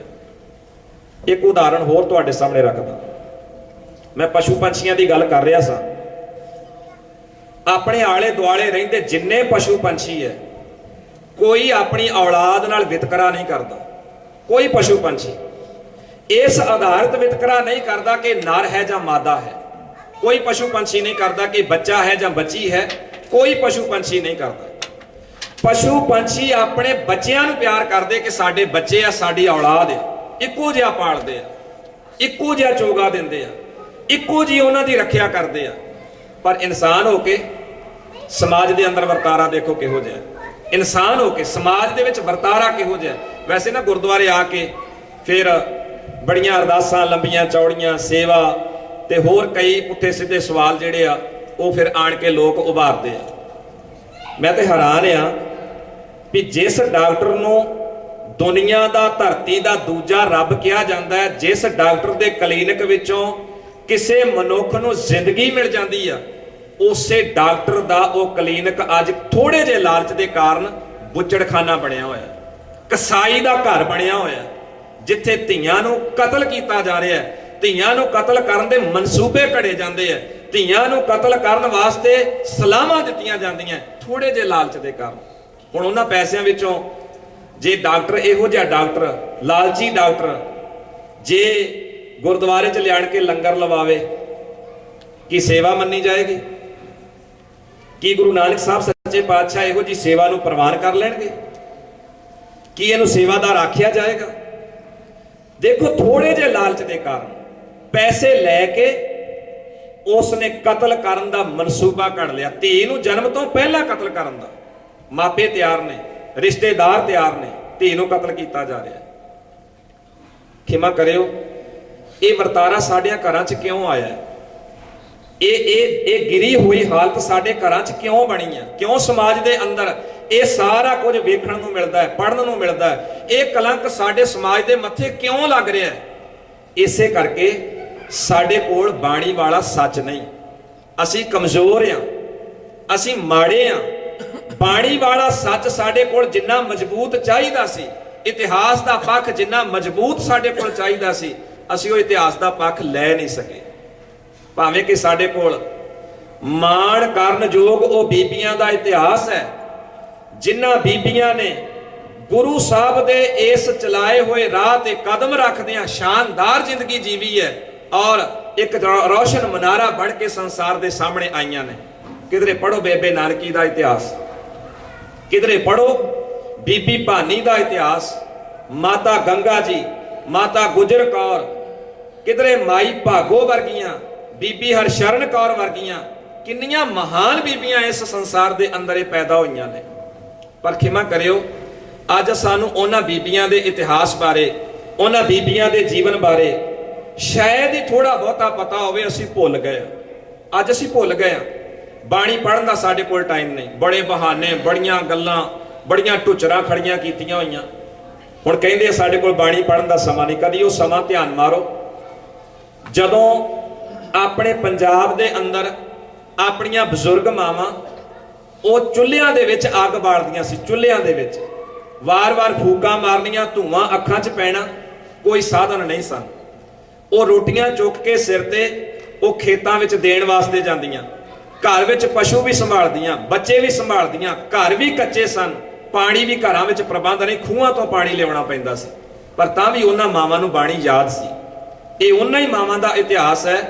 ਜਦੋਂ ਅਸੀਂ ਮੀਰ ਮਨੂ ਦੀ ਜੇਲ੍ਹ ਦੇ ਉਸ ਸਾਕੇ ਨੂੰ ਪੜ੍ਹਦੇ ਹਾਂ, ਜਿਹੜੀਆਂ ਮਾਵਾਂ ਨੇ ਆਪਣਿਆਂ ਬੱਚਿਆਂ ਦੇ ਟੋਟੇ ਗਲਾਂ 'ਚ ਪਵਾ ਲਏ, ਆਪਣਿਆਂ ਬੱਚਿਆਂ ਦੀਆਂ ਆਂਦਰਾਂ ਉਹਨਾਂ ਨੇ ਆਪਣੇ ਗਲਾਂ 'ਚ ਪਵਾ ਲਈਆਂ, ਬੱਚਿਆਂ ਦੇ ਟੋਟੇ ਝੋਲੀਆਂ 'ਚ ਪਵਾ ਕੇ, ਤੇ ਉਹਨਾਂ ਬਾਬਤ ਹੀ ਅਸੀਂ ਪੜ੍ਹਦੇ, ਜਿਨ੍ਹਾਂ ਸਿੰਘਾਂ ਸਿੰਘਣੀਆਂ ਧਰਮ ਹੇਤ ਸੀਸ ਦਿੱਤੇ। ਅਰਦਾਸ ਦੇ ਵਿੱਚ ਉਹਨਾਂ ਨੂੰ ਯਾਦ ਕਰਦੇ, ਸਿਜਦਾ ਕਰਦੇ ਆ। ਉਹ ਸਾਡੀਆਂ ਮਾਵਾਂ, ਉਹ ਸਾਡੀਆਂ ਭੈਣਾਂ, ਉਹ ਸਾਡੀਆਂ ਵੱਡ ਵਡੇਰੀਆਂ, ਜਿਨ੍ਹਾਂ ਨੇ ਆਪਣੇ ਬੱਚਿਆਂ ਦੇ ਟੋਟੇ ਗਲਾਂ 'ਚ ਪਵਾ ਲਏ, ਪਰ ਧਰਮ ਨਹੀਂ ਆ ਰਿਹਾ, ਧਰਮ ਨਹੀਂ ਆ ਰਿਹਾ। ਸਿਰ ਜਾਵੇ ਤਾਂ ਜਾਵੇ, ਮੇਰਾ ਸਿੱਖੀ ਸਿਦਕ ਨਾ ਜਾਵੇ, ਇਹ ਉਹਨਾਂ ਗੁਰਸਿੱਖਾਂ ਦੇ ਨਾਅਰੇ ਸਨ। ਇੰਨੀ ਪਕੜ, ਇੰਨੀ ਮਜ਼ਬੂਤੀ। ਹੁਣ ਫਿਰ ਉਹ ਸੋਚੋ ਕਿ ਉਹਨਾਂ ਨੂੰ ਆਪਣੇ ਬੱਚਿਆਂ ਨਾਲ ਪਿਆਰ ਨਹੀਂ ਸੀ? ਦੁਨੀਆ ਦਾ ਹਰ ਗ੍ਰਸਤੀ ਆਪਣੇ ਬੱਚਿਆਂ ਦੇ ਸੁੱਖ ਵਾਸਤੇ, ਬੱਚਿਆਂ ਨੂੰ ਸੁੱਖ ਆਰਾਮ ਦੇਣ ਵਾਸਤੇ ਸਾਰੇ ਦੁੱਖ ਆਪਣੀ ਝੋਲੀ 'ਚ ਪਵਾ ਸਕਦਾ ਹੈ, ਪਰ ਹਰ ਗ੍ਰਸਤੀ ਚਾਹੁੰਦਾ ਮੇਰੇ ਬੱਚੇ ਸੁਖੀ ਰਹਿਣ, ਮੇਰੇ ਬੱਚਿਆਂ ਦਾ ਭਵਿੱਖ ਚੰਗਾ ਹੋਵੇ, ਮੇਰੇ ਬੱਚਿਆਂ ਕੋਲ ਸੁੱਖ ਸਹੂਲਤਾਂ ਹੋਣ, ਮੇਰੇ ਬੱਚੇ ਕਿਸੇ ਅੱਗੇ ਹੱਥ ਨਾ ਆਡਣ। ਹਰ ਗ੍ਰਸਤੀ ਚਾਹੁੰਦਾ ਹੈ। ਪਰ ਉਹ ਵੀ ਗ੍ਰਸਤੀ ਸਨ ਜਿਨ੍ਹਾਂ ਨੇ ਆਪਣੇ ਬੱਚਿਆਂ ਦੇ ਟੋਟੇ ਕਰਵਾ ਕੇ ਗਲਾਂ 'ਚ ਪਵਾ ਲਏ। ਕਿਹਦੇ ਬਦਲੇ ਪਵਾਏ? ਕੋਈ ਸ਼ੌਕ ਸੀ? ਕੀ ਆਪਣੇ ਬੱਚਿਆਂ ਨਾਲੋਂ ਪਿਆਰ ਨਹੀਂ ਸਨ ਕਰਦੇ? ਕੀ ਉਹਨਾਂ ਨੂੰ ਆਪਣੇ ਬੱਚਿਆਂ ਦੀ ਪੀੜ ਨਹੀਂ ਸੀ ਮਹਿਸੂਸ ਹੁੰਦੀ? ਕਦੀ ਬਾਬਾ ਬੰਦਾ ਸਿੰਘ ਬਹਾਦਰ ਦੇ ਉਸ ਅਖੀਰਲੇ ਜੀਵਨ ਵੱਲ ਧਿਆਨ ਮਾਰੋ, ਜਿੱਥੇ ਬਾਬਾ ਬੰਦਾ ਸਿੰਘ ਬਹਾਦਰ ਦੇ ਸਾਹਮਣੇ ਉਹਦੇ ਪੁੱਤਰ ਅਜੈ ਸਿੰਘ ਦਾ ਦਿਲ ਕੱਢ ਕੇ ਬੰਦਾ ਸਿੰਘ ਦੇ ਮੂੰਹ 'ਚ ਤੁੰਨਿਆ ਜਾ ਰਿਹਾ। ਉਹ ਵੀ ਇੱਕ ਬਾਪ ਹੈ, ਉਹ ਵੀ ਇੱਕ ਆਪਣੀ ਔਲਾਦ ਨੂੰ ਸਾਹਮਣੇ ਤੜਫਦਿਆਂ ਹੋਇਆਂ ਦੇਖਦਾ, ਕਲੇਜਾ ਕੱਢ ਕੇ ਮੂੰਹ 'ਚ ਤੁੰਨਿਆ ਜਾ ਰਿਹਾ। ਫਿਰ ਅਜੈ ਸਿੰਘ ਦੇ ਲਹੂ ਦੇ ਛੱਟੇ ਉਹਦੇ ਮੂੰਹ ਤੇ ਮਾਰੇ ਜਾ ਰਹੇ ਆ। ਪੁੱਛਦੇ ਨੇ, ਬੰਦਾ ਸਿਆਂ ਕੀ ਮਹਿਸੂਸ ਕਰਦਾ? ਬੰਦਾ ਸਿਆਂ ਹੁਣ ਇਸ ਵਕਤ ਤੇਰੇ ਖਿਆਲ ਕੀ ਨੇ? ਔਰ ਬੰਦਾ ਸਿੰਘ ਨੇ ਉੱਥੇ ਜਿਹੜੇ ਆਪਣੇ ਵੱਲੋਂ ਵਿਚਾਰ ਦਿੱਤੇ ਸੀ, ਆਖਿਆ ਸੀ, ਭਲਿਓ ਮੈਂ ਅੱਜ ਉਵੇਂ ਹੀ ਮਹਿਸੂਸ ਕਰ ਰਿਹਾ ਜਿਵੇਂ ਇੱਕ ਬਰਾਤ ਲੈ ਕੇ ਲਾੜਾ ਆਪਣੇ ਸਹੁਰੇ ਘਰ ਵਿੱਚ ਜਾਂਦਾ ਹੈ, ਤੇ ਸਹੁਰੇ ਘਰ ਵਿੱਚ ਉੱਥੋਂ ਦੀਆਂ ਬਜ਼ੁਰਗ ਮਾਵਾਂ ਉਸ ਨੂੰ ਵਿਆਹ ਤੋਂ ਬਾਅਦ ਜਦੋਂ ਮਠਿਆਈ ਮੂੰਹ 'ਚ ਦੇ ਕੇ ਉਹਦਾ ਮੂੰਹ ਮਿੱਠਾ ਕਰਾਉਂਦੀਆਂ ਨੇ, ਵਧਾਈਆਂ ਦਿੰਦੀਆਂ ਨੇ। ਮੈਂ ਅੱਜ ਐਵੇਂ ਹੀ ਮਹਿਸੂਸ ਕਰ ਰਿਹਾ, ਮੇਰੇ ਬੱਚੇ ਦਾ ਦਿਲ ਭਾਵੇਂ ਮੇਰੇ ਮੂੰਹ 'ਚ ਪਾ ਦਿੱਤਾ, ਪਰ ਮੈਨੂੰ ਪਤਾ ਮੈਂ ਆਜ਼ਾਦੀ ਦੇ ਨੇੜੇ ਪਹੁੰਚ ਗਿਆ, ਮੈਂ ਆਜ਼ਾਦੀ ਦੇ ਨੇੜੇ ਪਹੁੰਚ ਗਿਆ। ਮੈਂ ਗੁਰੂ ਸਾਹਿਬ ਦੇ ਸਿਰਜੇ ਹੋਏ ਉਹਨਾਂ ਸੁਪਨਿਆਂ ਨੂੰ ਸਾਕਾਰ ਕਰਨ ਵਿੱਚ ਸਫਲ ਹੋਇਆ ਹਾਂ। ਕਦੀ ਉਹਨਾਂ ਬਜ਼ੁਰਗਾਂ ਵੱਲ ਧਿਆਨ ਮਾਰ ਕੇ ਤਾਂ ਦੇਖੀਏ, ਉਹਨਾਂ ਸ਼ਹੀਦਾਂ, ਉਹਨਾਂ ਮੁਰੀਦਾਂ, ਉਹਨਾਂ ਯੋਧਿਆਂ ਦੇ ਵੱਲ ਧਿਆਨ ਮਾਰ ਕੇ ਤਾਂ ਦੇਖੀਏ ਅੱਜ ਖੜੇ ਕਿੱਥੇ ਆ। ਅੱਜ ਸਾਡੇ ਕੋਲ ਕਿੰਨੀਆਂ ਸਹੂਲਤਾਂ। ਘਰ ਵਿੱਚ ਭੈਣ ਨੂੰ ਪਹਿਲਾਂ ਵਾਂਗ ਉਹਨਾਂ ਮਾਵਾਂ ਵਾਂਗੂ ਬਾਲਣ ਇਕੱਠਾ ਨਹੀਂ ਕਰਨਾ ਪੈਂਦਾ, ਉਹਨਾਂ ਮਾਵਾਂ ਵਾਂਗੂ ਧੂਆਂ ਅੱਖਾਂ 'ਚ ਨਹੀਂ ਪੈਂਦਾ, ਉਹਨਾਂ ਮਾਵਾਂ ਵਾਂਗੂ ਕੱਪੜੇ ਧੋਣ ਵਾਸਤੇ ਉਹਨਾਂ ਤਰੱਦਦ ਨਹੀਂ ਕਰਨਾ ਪੈਂਦਾ। ਮਸ਼ੀਨ 'ਚ ਕੱਪੜੇ ਪਾਏ, ਮਸ਼ੀਨ ਆਪੇ ਹੀ ਅਲਾਰਮ ਦਿੰਦੀ ਆ, ਕੱਪੜੇ ਧੁੱਪ ਗਏ ਪਈ ਕੱਢ ਲਓ, ਸੁਕਾ ਲਓ, ਸਭ ਕੁਝ ਮਸ਼ੀਨਾਂ ਤੇ ਹੋ ਰਿਹਾ। ਪਰ ਸੁੱਖ ਸਹੂਲਤਾਂ ਵੱਧ ਗਈਆਂ। ਉਹਨਾਂ ਕੋਲ ਸੁੱਖ ਸਹੂਲਤਾਂ ਕੋਈ ਨਹੀਂ ਸਨ, ਪਰ ਬਾਣੀ ਯਾਦ ਸੀ, ਸਿੱਖੀ ਪੱਲੇ ਸੀ। ਸਾਡੇ ਕੋਲ ਸੁੱਖ ਸਹੂਲਤਾਂ ਸਾਰੀਆਂ ਆ ਗਈਆਂ, ਬਹਾਨੇ ਹਜ਼ਾਰਾਂ ਆ ਗਏ, ਬਾਣੀ ਪੜ੍ਹਨ ਦਾ ਸਮਾਂ ਹੀ ਨਹੀਂ। ਸਾਡਾ ਸਮਾਂ ਖਾ ਲਿਆ ਸੀਰੀਅਲਾਂ ਨੇ, ਸਾਡਾ ਸਮਾਂ ਖਾ ਲਿਆ ਨਿੰਦਿਆ ਚੁਗਲੀ ਨੇ, ਸਾਡਾ ਸਮਾਂ ਖਾ ਲਿਆ ਇਧਰ ਉਧਰ ਦੇ ਝਗੜਿਆਂ ਨੇ, ਸਾਡੀ ਸਿਰ ਖਪਾਈ ਐਵੇਂ ਹੀ ਇਧਰ ਉਧਰ ਦੇ ਵਾਧੂ ਮੁੱਦਿਆਂ ਵਿੱਚ ਹੋ ਗਈ। ਮੈਂ ਵੇਖਿਆ ਗੁਰਦੁਆਰੇ ਵੀ ਆਉਂਦੇ ਨਾ, ਗੁਰਦੁਆਰੇ ਵੀ ਬਾਣੀ ਵੀ ਸੁਣਨੀ ਆ, ਕੀਰਤਨ ਵੀ ਸੁਣ ਲਿਆ, ਪਾਠ ਵੀ ਹੋ ਗਿਆ। ਫਿਰ ਵੀ ਜਦੋਂ ਹੁਣ ਵਿਹਲੇ ਹੋਵਾਂਗੇ, ਬਹੁਤਿਆਂ ਥਾਵਾਂ ਤੇ ਮੈਂ ਦੇਖਿਆ ਵੀ ਵਿਹਲੇ ਹੋ ਕੇ ਕਈ ਵਾਰੀ ਤੇ ਇੱਥੇ ਬੈਠੇ ਸ਼ੁਰੂ ਹੋ ਜਾਂਦੇ ਨੇ। ਫਿਰ ਘਰਾਂ ਦੇ ਉਹ ਝਗੜੇ ਸੁਣਾ, ਉਹ ਫਲਾਨੀ ਨੌ ਵਿਆਹ ਕੇ ਲਿਆਈ, ਹੁਣ ਪਤਾ ਲੱਗੂ, ਦੱਸੋ ਵੀ ਤੁਸਾਂ ਕੀ ਲੈਣਾ। ਝਗੜਾ ਕਿਸੇ ਦੇ ਘਰ ਹੋਵੇ, ਕੰਧਾਂ ਨਾਲ ਲੱਗ ਲੱਗ ਕੇ ਸੁਣਨਾ। ਐਵੇਂ ਦੋ ਬੰਦੇ ਪਰਲੇ ਪਾਸੇ ਗੱਲ ਕਰਦੇ ਹੋਣ, ਤੀਜੇ ਦਾ ਮੂੰਹ ਕਿਸੇ ਹੋਰ ਪਾਸੇ ਹੈ, ਪਰ ਕੰਨ ਉਸ ਪਾਸੇ ਵੀ ਕੀ ਗੱਲਾਂ ਕਰਦੇ ਆ। ਫਿਰ ਦੂਜੇ ਨੂੰ ਪੁੱਛਣਗੇ, ਉਹ ਗੱਲਾਂ ਕਰਦੇ ਸੀ, ਮੈਂ ਸੁਣਿਆ ਵੀ ਝਗੜਾ ਆ ਉਹਨਾਂ ਦੇ ਘਰ, ਸ਼ਾਇਦ ਉਹਦਾ ਮੁੰਡਾ ਨਹੀਂ ਆਖੇ ਲੱਗਦਾ, ਸ਼ਾਇਦ ਉਹਦੀ ਨੌਂ ਨਹੀਂ ਆਖੇ ਲੱਗ। ਵੀ ਤੁਹਾਨੂੰ ਕੀ ਸਿਰਦਰਦੀ ਹੈ? ਐਵੇਂ ਵਾਧੂ ਦਾ ਫਾਲਤੂ ਦਾ ਹੀ ਬੋਝ ਸਿਰ ਤੇ ਚੁੱਕੀ ਫਿਰਦੇ। ਕਦੀ ਇਹਨਾਂ ਸ਼ਬਦ ਵੱਲ ਧਿਆਨ ਦਿੱਤਾ? ਭਾਈ ਸਾਹਿਬ ਜੀ ਕੀਰਤਨ ਕਰ ਰਹੇ ਸਨ, ਕਦੀ ਉਹ ਸ਼ਬਦ ਚੇਤੇ ਰੱਖੇ ਪਿਛਲੇ ਹਫਤੇ ਕਿਹੜੇ ਸ਼ਬਦ ਪੜ੍ਹੇ ਗਏ ਸਨ? ਸਾਡਾ ਕੋਈ ਧਿਆਨ ਨਹੀਂ। ਹੁਕਮਨਾਮਾ ਕਿਹੜਾ ਆਇਆ ਸੀ? ਕੋਈ ਪਤਾ ਨਹੀਂ। ਕਿਹੜੀ ਬਾਣੀ ਗਾਈ ਗਈ? ਕੋਈ ਪਤਾ ਨਹੀਂ। ਬਾਣੀ ਦਾ ਉਪਦੇਸ਼ ਕੀ ਹੈ? ਕੋਈ ਪਤਾ ਨਹੀਂ। ਇੱਥੋਂ ਤੱਕ ਗੁਰਪੁਰਬ ਮਨਾਉਣ ਆਉਂਦੇ ਆ, ਗੁਰਪੁਰਬ ਮਨਾਏ ਜਾਂਦੇ ਆ, ਮਨਾਉਣੇ ਚਾਹੀਦੇ ਆ, ਪਰ ਗੁਰਪੁਰਬ ਵੀ ਸਾਡੇ ਮਨਾਉਂਦਿਆਂ ਹੋਇਆਂ ਹਾਲਤ ਇਹੋ ਜਿਹੀ ਹੈ। ਪਿਛਲੇ ਬੀਤੇ ਸਮੇਂ ਦੇ ਅੰਦਰ ਸਾਡੀ ਕੌਮ ਨੇ ਸ਼ਤਾਬਦੀਆਂ ਬੜੀਆਂ ਮਨਾਈਆਂ, ਬੜੀਆਂ ਸ਼ਤਾਬਦੀਆਂ ਮਨਾਉਂਦਿਆਂ ਜਿਹੜਾ ਕੰਮ ਸਾਨੂੰ ਕਰਨਾ ਚਾਹੀਦਾ ਸੀ ਉਹ ਨਹੀਂ ਕੀਤਾ। ਗੁਰਪੁਰਬ ਬੜੇ ਮਨਾਏ, ਪਰ ਗੁਰਪੁਰਬ ਮਨਾਉਂਦਿਆਂ ਜਿਹੜਾ ਸੱਚ ਸਾਨੂੰ ਪਤਾ ਲੱਗਣਾ ਚਾਹੀਦਾ ਸੀ ਉਹ ਸੱਚ ਨਹੀਂ ਪਤਾ ਲੱਗਾ। ਸਾਨੂੰ ਚੇਤੇ ਰਹਿ ਗਿਆ ਪਿਛਲੇ ਗੁਰਪੁਰਬ ਤੇ ਸਬਜ਼ੀਆਂ ਕਿਹੜੀਆਂ ਬਣੀਆਂ ਸਨ, ਪਿਛਲੇ ਗੁਰਪੁਰਬ ਤੇ ਜਲੇਬੀਆਂ ਸੀ ਜਾਂ ਵੇਸਣ ਸੀ, ਪਿਛਲੇ ਗੁਰਪੁਰਬ ਤੇ ਰੋਟੀਆਂ ਮੱਕੀ ਦੀਆਂ ਜਾਂ ਕਣਕ ਦੀਆਂ ਸੀ, ਕਿਹੜੀ ਸਬਜ਼ੀ ਬਣੀ ਸੀ, ਕਿੰਨੇ ਲੰਗਰ ਲਵਾਇਆ ਸੀ। ਸਾਨੂੰ ਗੁਰਪੁਰਬਾਂ ਤੇ ਸਿਰਫ ਲੰਗਰ, ਨਾਰੇ ਤੇ ਜਕਾਰੇ ਚੇਤੇ ਰਹਿ, ਜਿਹੜਾ ਗੁਰੂ ਦਾ ਉਪਦੇਸ਼ ਸੀ ਉਹ ਭੁੱਲ ਹੀ ਗਿਆ, ਉਧਰ ਧਿਆਨ ਹੀ ਨਹੀਂ ਦਿੱਤਾ ਗਿਆ। ਹੁਣ ਪੜ੍ਹਦੇ ਰਹੇ, ਜਦੋਂ ਗੁਰਪੁਰਬ ਆਉਂਦਾ ਪੰਜਾਬ ਵਿੱਚ ਤਾਂ ਪ੍ਰਭਾਤ ਫੇਰੀਆਂ ਬੜੀਆਂ 10-10 ਦਿਨ 15-15 ਦਿਨ ਪਹਿਲਾਂ ਸ਼ੁਰੂ ਹੋ ਜਾਂਦੀਆਂ। ਹੁਣ ਗੁਰੂ ਨਾਨਕ ਸਾਹਿਬ ਦੇ ਗੁਰਪੁਰਬ ਤੇ ਪ੍ਰਭਾਤ ਫੇਰੀ ਨਿਕਲਦੀ ਆ, ਗਲਾਂ 'ਚ ਢੋਲਕੀਆਂ ਚਮਟੇ ਪਾਏ ਆ, ਗਲੀਆਂ ਵਿੱਚ ਪ੍ਰਭਾਤ ਫੇਰੀ ਆ ਰਹੀ ਆ। ਬਹੁਤਿਆਂ ਥਾਵਾਂ ਤੇ ਬਾਣੀ ਦਾ ਨਾਮੋ ਨਿਸ਼ਾਨ ਨਹੀਂ, ਉੱਥੇ ਕੱਚੀਆਂ ਹੀ ਧਾਰਨਾ ਪੜੀ ਤੁਰੇ ਜਾਂਦੇ ਨੇ। ਪਰ ਖੈਰ ਚਲੋ, ਭਾਈ ਗੁਰਦਾਸ ਜੀ ਦੀ ਇੱਕ ਪੌੜੀ ਹਰੇਕ ਵੇਲੇ ਜਿਹੜੀ ਆ ਨਾ, ਹਰੇਕ ਗੁਰਪੁਰਬ ਤੇ ਪੜੀ ਜਾਂਦੀ ਹੈ, ਕੀਰਤਨ ਵਿੱਚ ਵੀ ਤੇ ਆਮ ਨਗਰ ਕੀਰਤਨ ਤੇ ਪ੍ਰਭਾਤ ਫੇਰੀਆਂ ਵਿੱਚ ਵੀ। ਇਹ ਬੋਲ ਤਾਂ ਤੁਹਾਨੂੰ ਯਾਦ ਹੀ ਹੋਣਗੇ, ਸਤਿਗੁਰ ਨਾਨਕ ਪ੍ਰਗਟਿਆ ਮਿਟੀ ਧੁੰਦ, ਜਗ ਚਾਨਣ ਹੋਆ, ਜਿਉਂ ਕਰ ਸੂਰਜ ਨਿਕਲਿਆ, ਤਾਰੇ ਛਪੇ ਅੰਧੇਰ ਪਲੋਆ। ਹੁਣ ਪੰਕਤੀਆਂ ਤੇ ਪੜ੍ਹ ਲਈਆਂ, ਢੋਲਕੀ ਨਾਲ ਗਾ ਲਈਆਂ, ਸੁਣ ਵੀ ਲਈਆਂ। ਹਰੇਕ ਗੁਰਪੁਰਬ ਸਾਡਾ ਗੁਰੂ ਨਾਨਕ ਸਾਹਿਬ ਦਾ ਇਹਨਾਂ ਤੁਕਾਂ ਤੋਂ ਬਗੈਰ ਸੰਪੂਰਨ ਨਹੀਂ ਹੁੰਦਾ। ਇਹ ਪੜ੍ਹੀਆਂ ਹੀ ਜਾਂਦੀਆਂ, ਭਾਈ ਗੁਰਦਾਸ ਦੇ ਬੋਲ ਨੇ। ਪਰ ਮੈਂ ਹੈਰਾਨ ਆ, ਪ੍ਰਭਾਤ ਫੇਰੀ ਵਿੱਚ, ਨਗਰ ਕੀਰਤਨ ਵਿੱਚ, ਗੁਰਦੁਆਰਾ ਸਾਹਿਬ ਵਿੱਚ ਗੁਰਪੁਰਬ ਦੇ ਟਾਈਮ ਤੇ ਪੜਿਆ ਜਾ ਰਿਹਾ, ਸਤਿਗੁਰੂ ਨਾਨਕ ਪ੍ਰਗਟਿਆ ਮਿਟੀ ਧੁੰਦ, ਜਗ ਚਾਨਣ ਹੋਆ। ਪੜ ਰਿਹਾ, ਹਰੇਕ ਬੰਦਾ ਪੜ ਰਿਹਾ, ਹਰੇਕ ਵਿਅਕਤੀ ਗੁਰਦੁਆਰੇ ਆਉਣ ਵਾਲਾ, ਗੁਰੂ ਨਾਲ ਸੰਬੰਧ ਰੱਖਣ ਵਾਲਾ ਹਰੇਕ ਗਾ ਰਿਹਾ। ਪਰ ਹੈਰਾਨੀ ਹੈ, ਪੜ ਰਿਹਾ ਮਿਟੀ ਧੁੰਦ ਜਗ ਚਾਨਣ ਹੋਆ, ਆਪ ਧੁੰਦ ਵਿੱਚ ਹੀ ਖਲੋਤਾ। ਸਵੇਰੇ ਗੁਰਦੁਆਰੇ ਆ ਕੇ ਮਿਟੀ ਧੁੰਦ ਜਗ ਚਾਨਣ ਹੋਆ, ਤੇ ਸ਼ਾਮ ਨੂੰ ਘਰ ਬੈਠਾ ਪੈਗ ਲਾ ਰਿਹਾ ਸੀ। ਇਹ ਧੁੰਦ ਹੀ ਹੈ। ਸਵੇਰੇ ਗੁਰਪੁਰਬ ਦੇ ਵਿੱਚ ਪੜ ਰਿਹਾ ਸੀ ਤੇ ਅਗਲੇ ਹਫਤੇ ਦੇ ਵਿੱਚ ਪਲੈਨਿੰਗ ਬਣਾ ਰਿਹਾ ਵੀ ਆਪਾਂ ਧੀ ਦਾ ਕਤਲ ਕਰਾਉਣਾ। ਇਹ ਧੁੰਦ ਹੀ ਹੈ। ਸਵੇਰੇ ਇਹ ਪੜ ਰਹੇ ਗੁਰਪੁਰਬ ਦੇ ਟਾਈਮ ਤੇ ਮਿਟੀ ਧੁੰਦ ਜਗ ਚਾਨਣ ਹੋਆ, ਤੇ ਘਰ ਦੇ ਅੰਦਰ ਆਪਣੇ ਭਰਾ ਨਾਲ, ਆਪਣੇ ਪਿਓ ਨਾਲ, ਆਪਣੀ ਮਾਂ ਨਾਲ, ਆਪਣੇ ਆਲੇ ਦੁਆਲੇ ਦੇ ਹੋਰ ਰਿਸ਼ਤੇਦਾਰ ਭੈਣ ਭਰਾਵਾਂ ਦੇ ਨਾਲ ਜਿੰਨਾ ਝਗੜਾ ਖੜਾ ਕਰਕੇ ਬੈਠਾ ਹੈ, ਜਿਹੜਾ ਧੋਖਾ, ਚੋਰੀ, ਇੱਕ ਦੂਜੇ ਤੋਂ ਓਲਾ ਛੱਪਾ, ਬੇਵਫਾਈ, ਇਹ ਸਾਰਾ ਕੁਝ ਜੋ ਵਾਪਰਦਾ ਹੈ, ਜਿਹੜਾ ਵਿਅਕਤੀ ਇਹ ਔਗਣ ਨਿਭਾ ਰਿਹਾ ਹੈ, ਉਹ ਪੜੀ ਜਾਵੇ ਲੱਖਾਂ ਵਾਰੀ ਮਿੱਟੀ ਧੁੰਦ ਜਗ ਚਾਨਣ ਹੋਆ, ਆਪ ਤੇ ਅਜੇ ਧੁੰਦ ਵਿੱਚ ਹੀ ਠੇਡੇ ਖਾ ਰਿਹਾ। ਜੇ ਕਿਸੇ ਨੇ ਔਗਣ ਇਕੱਠੇ ਕੀਤੇ ਹੈ, ਜਿਹੜਾ ਇਹਨਾਂ ਬਿਮਾਰੀਆਂ ਦਾ ਸ਼ਿਕਾਰ ਹੈ, ਜਿਹੜਾ ਅਜੇ ਵੀ ਕਿਸੇ ਨਾ ਕਿਸੇ ਡੇਰੇ ਦੇ ਉੱਤੇ ਲੱਗਾ ਹੋਇਆ ਹੈ, ਜਿਹੜਾ ਅਜੇ ਵੀ ਕਿਸੇ ਵਿਅਕਤੀ ਨੂੰ ਪੂਜਣ ਤੇ ਲੱਗਾ ਹੋਇਆ ਹੈ, ਭਰਮਾਂ ਭੁਲੇਖਿਆਂ 'ਚ ਪਿਆ ਹੋਇਆ ਹੈ, ਕੀ ਆਖੋਗੇ ਉਹਨੂੰ? ਗੁਰੂ ਗ੍ਰੰਥ ਸਾਹਿਬ ਦੀ ਬਾਣੀ ਦਾ ਪਾਠ ਕਰਨਾ ਸਾਡੇ ਅੰਦਰ ਬੜੇ ਭੁਲੇਖੇ ਨੇ। ਵੈਸੇ ਸਿੱਖ ਰਹਿਤ ਮਰਜ਼ਾਦਾ ਪੜੋ, ਅਖੰਡ ਪਾਠ ਤੇ ਸਹਿਜ ਪਾਠ ਦੋ ਮੱਦਾਂ ਨੇ। ਅਖੰਡ ਪਾਠ ਜਿਹੜਾ ਲਗਾਤਾਰ ਇੱਕ ਵੇਲੇ ਸ਼ੁਰੂ ਕਰਕੇ ਤੇ ਸਮਾਪਤੀ ਤੱਕ ਪੜਿਆ ਜਾਏਗਾ। ਉੱਥੇ ਲਿਖਿਆ ਸਮੇਂ ਦੀ ਕੋਈ ਹੱਦ ਨਹੀਂ, ਜੇ ਕੁਝ ਸਮਾਂ ਵੱਧ ਵੀ ਲੱਗ ਜਾਏ ਤਾਂ ਤੁਸੀਂ ਭਰਮ ਨਹੀਂ ਕਰਨਾ। ਉੱਥੇ ਇਹ ਵੀ ਲਿਖਿਆ ਚੰਗਾ ਹੋਵੇ ਜੇ ਘਰ ਦੇ ਮੈਂਬਰ ਤੇ ਰਿਸ਼ਤੇਦਾਰ ਰਲ ਕੇ ਆਪ ਕਰਨ। ਅਖੰਡ ਪਾਠ ਜੇ ਘਰ ਦੇ ਮੈਂਬਰ ਤੇ ਰਿਸ਼ਤੇਦਾਰ ਆਪ ਰਲ ਕੇ ਕਰਨ, ਆਪ ਨਹੀਂ ਕਰ ਸਕਦੇ, ਜਦੋਂ ਭਾਈ ਸਾਹਿਬ ਜੀ ਪਾਠ ਕਰਨ ਉਦੋਂ ਪਰਿਵਾਰ ਦੇ ਜੀ ਕੋਲ ਬਹਿ ਕੇ ਸੁਣਨ। ਇਵੇਂ ਸਹਿਜ ਪਾਠ ਹੈ। ਹਰੇਕ ਸਿੱਖ ਦਾ ਸਹਿਜ ਪਾਠ ਜਾਰੀ ਰਹਿਣਾ ਚਾਹੀਦਾ, ਸਿੱਖ ਰਹਿਤ ਮਰਜ਼ਾਦਾ 'ਚ ਲਿਖਿਆ ਹੋਇਆ। ਪਰ ਖਿਮਾ ਕਰਿਓ, ਅਖੰਡ ਪਾਠ ਵੀ ਤੇ ਸਹਿਜ ਪਾਠ ਵੀ, ਅਸੀਂ ਕਈਆਂ ਨੇ ਅਖੰਡ ਪਾਠ ਵਾਲਾ ਸਿਲਸਿਲਾ ਛੱਡ ਕੇ ਸਹਿਜ ਪਾਠ ਦਾ ਅਪਣਾਇਆ, ਪਰ ਰਵਾਇਤ ਉਹੋ ਹੀ ਰੱਖੀ ਹੈ। ਜਿਵੇਂ ਨਾ ਮੈਨੂੰ ਉਹ ਕਹਾਣੀ ਚੇਤੇ ਆ ਵੀ ਇੱਕ ਬੰਦਾ, ਇਹਦਾ ਭਾਰ ਬੜਾ ਵੱਧ ਗਿਆ, ਬਿਮਾਰ ਰਹਿਣ ਲੱਗ ਗਿਆ, ਤਾਂ ਉਹ ਬੰਦਾ ਦੁਖੀ ਹੋ ਗਿਆ। ਆਖਰ ਉਹਨੂੰ ਦੱਸ ਪਈ ਤੇ ਇੱਕ ਵੈਦ ਕੋਲ ਗਿਆ।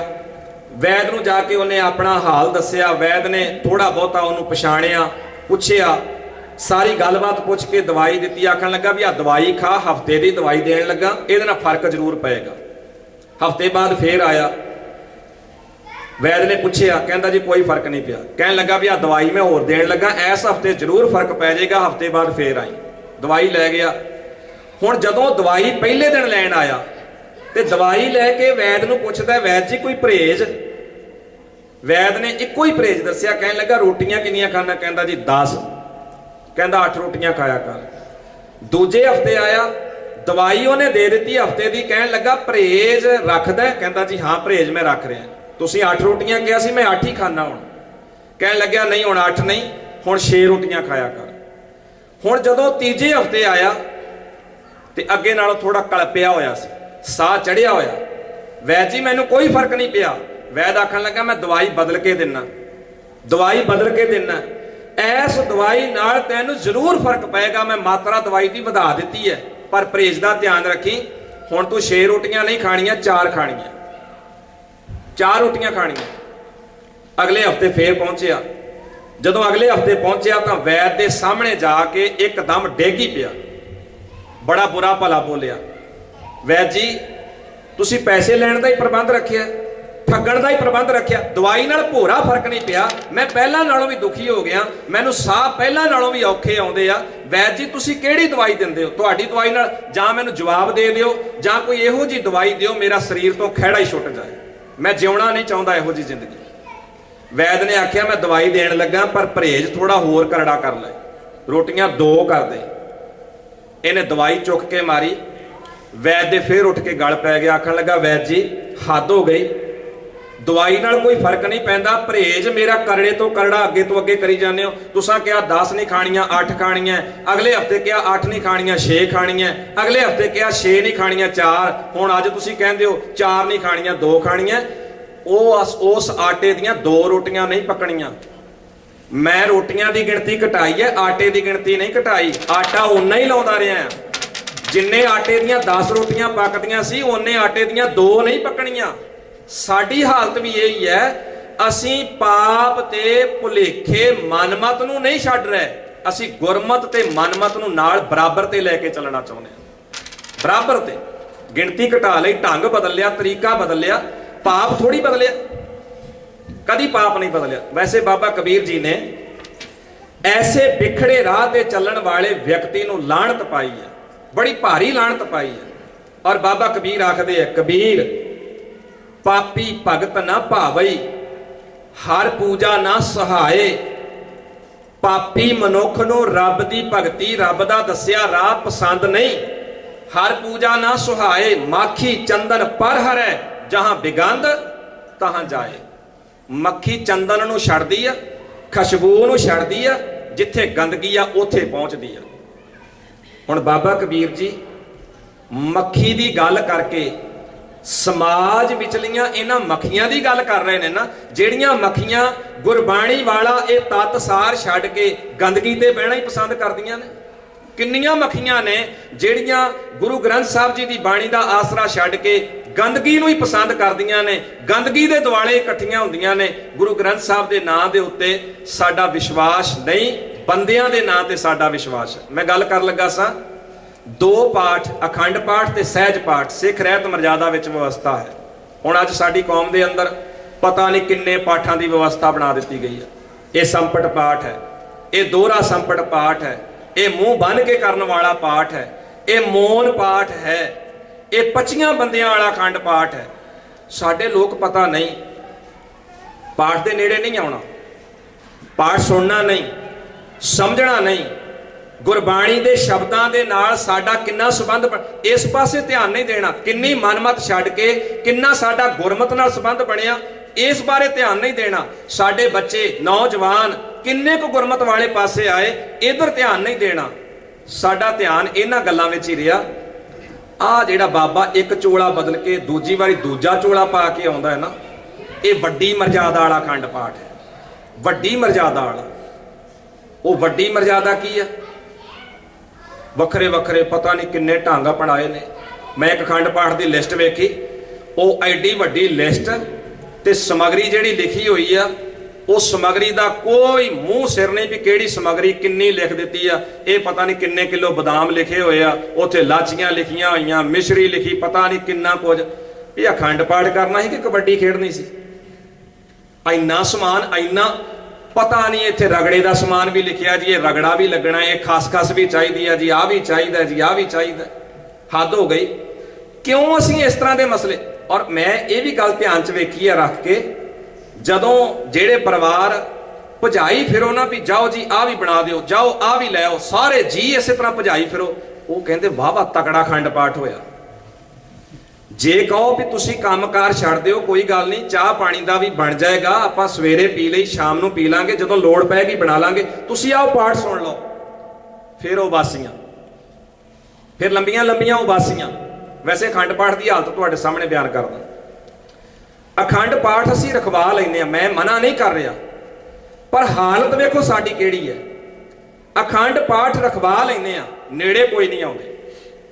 ਜਿਹੜੇ ਰਾਤ ਨੂੰ ਇੱਕ ਦੋ ਮਜਬੂਰੀ ਵਸ ਅਸੀਂ ਬਿਠਾ ਲੈਂਦੇ ਨਾ ਵੀ ਤੁਸੀਂ ਧਿਆਨ ਰੱਖਿਓ, ਉਹ ਵੀ ਬਹੁਤੇ ਇਹੋ ਹੀ ਵੇਂਦੇ ਰਹਿੰਦੇ ਪਾਠੀ ਨਾ ਸੌਂ ਜਾਏ। ਉਹ ਪਾਠੀ ਵੱਲ ਵੇਖਣਗੇ, ਪਾਠੀ ਨਾ ਸੌਂ ਜਾਏ।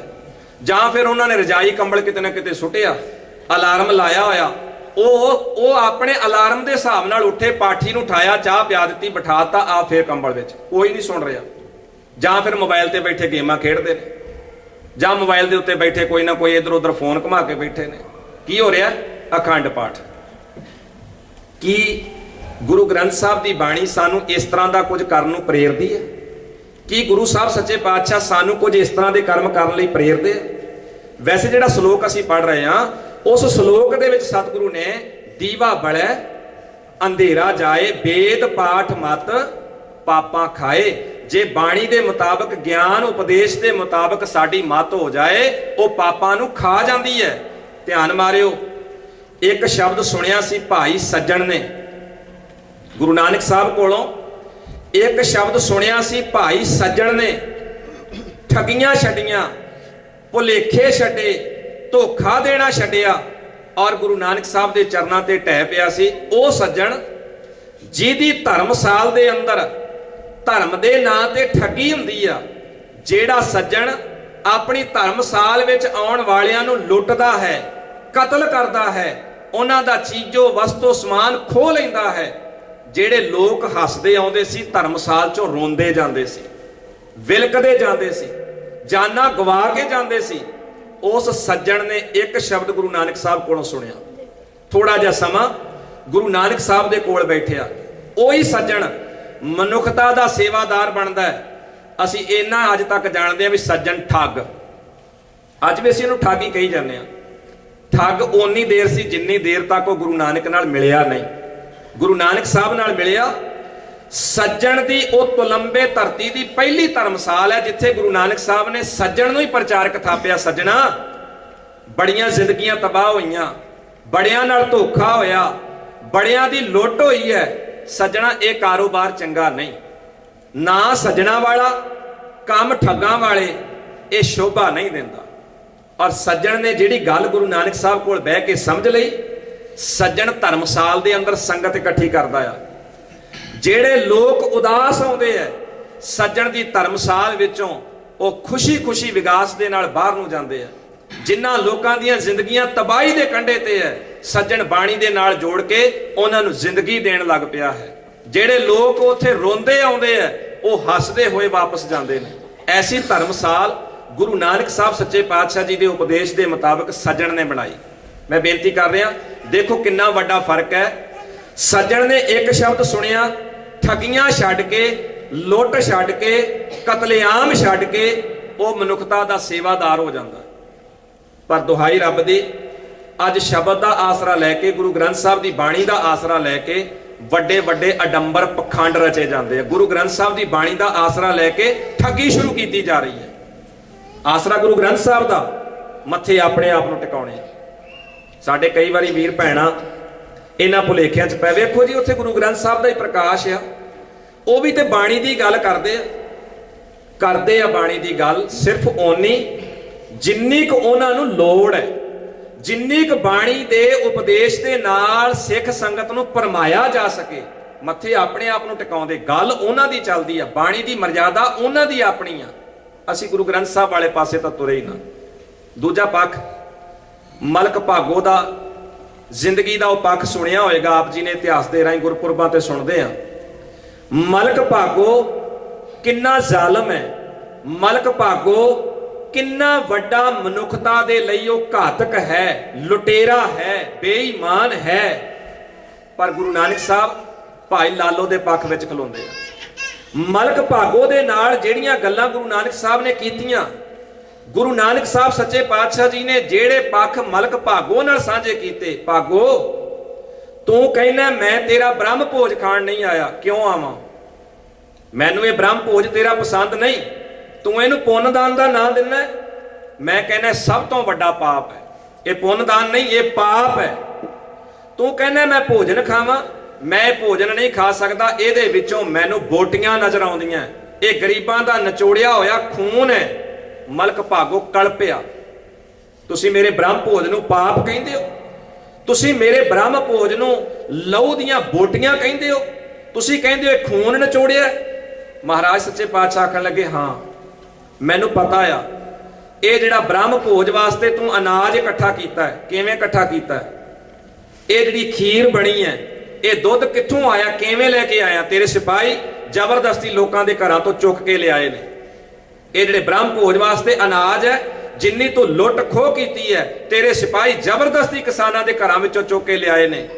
ਮੱਝਾਂ ਗਾਵਾਂ ਦੇ ਵੱਛੇ ਕੱਟੇ ਭੁੱਖੇ ਤੇ ਆਏ ਨੇ, ਮਾਵਾਂ ਦੇ ਬੱਚੇ ਪੁੱਤਰ ਧੀਆਂ ਵਿਲਕਦੇ ਰਹਿ ਗਏ, ਤੁਹਾਡੇ ਸਿਪਾਹੀ ਅਨਾਜ ਚੁੱਕ ਲਿਆਏ, ਉਹਨਾਂ ਦੇ ਘਰੇ ਰੋਟੀਆਂ ਨਹੀਂ ਪੱਕਦੀਆਂ। ਤੇਰਾ ਬ੍ਰਹਮ ਭੋਜ ਚੱਲ ਰਿਹਾ।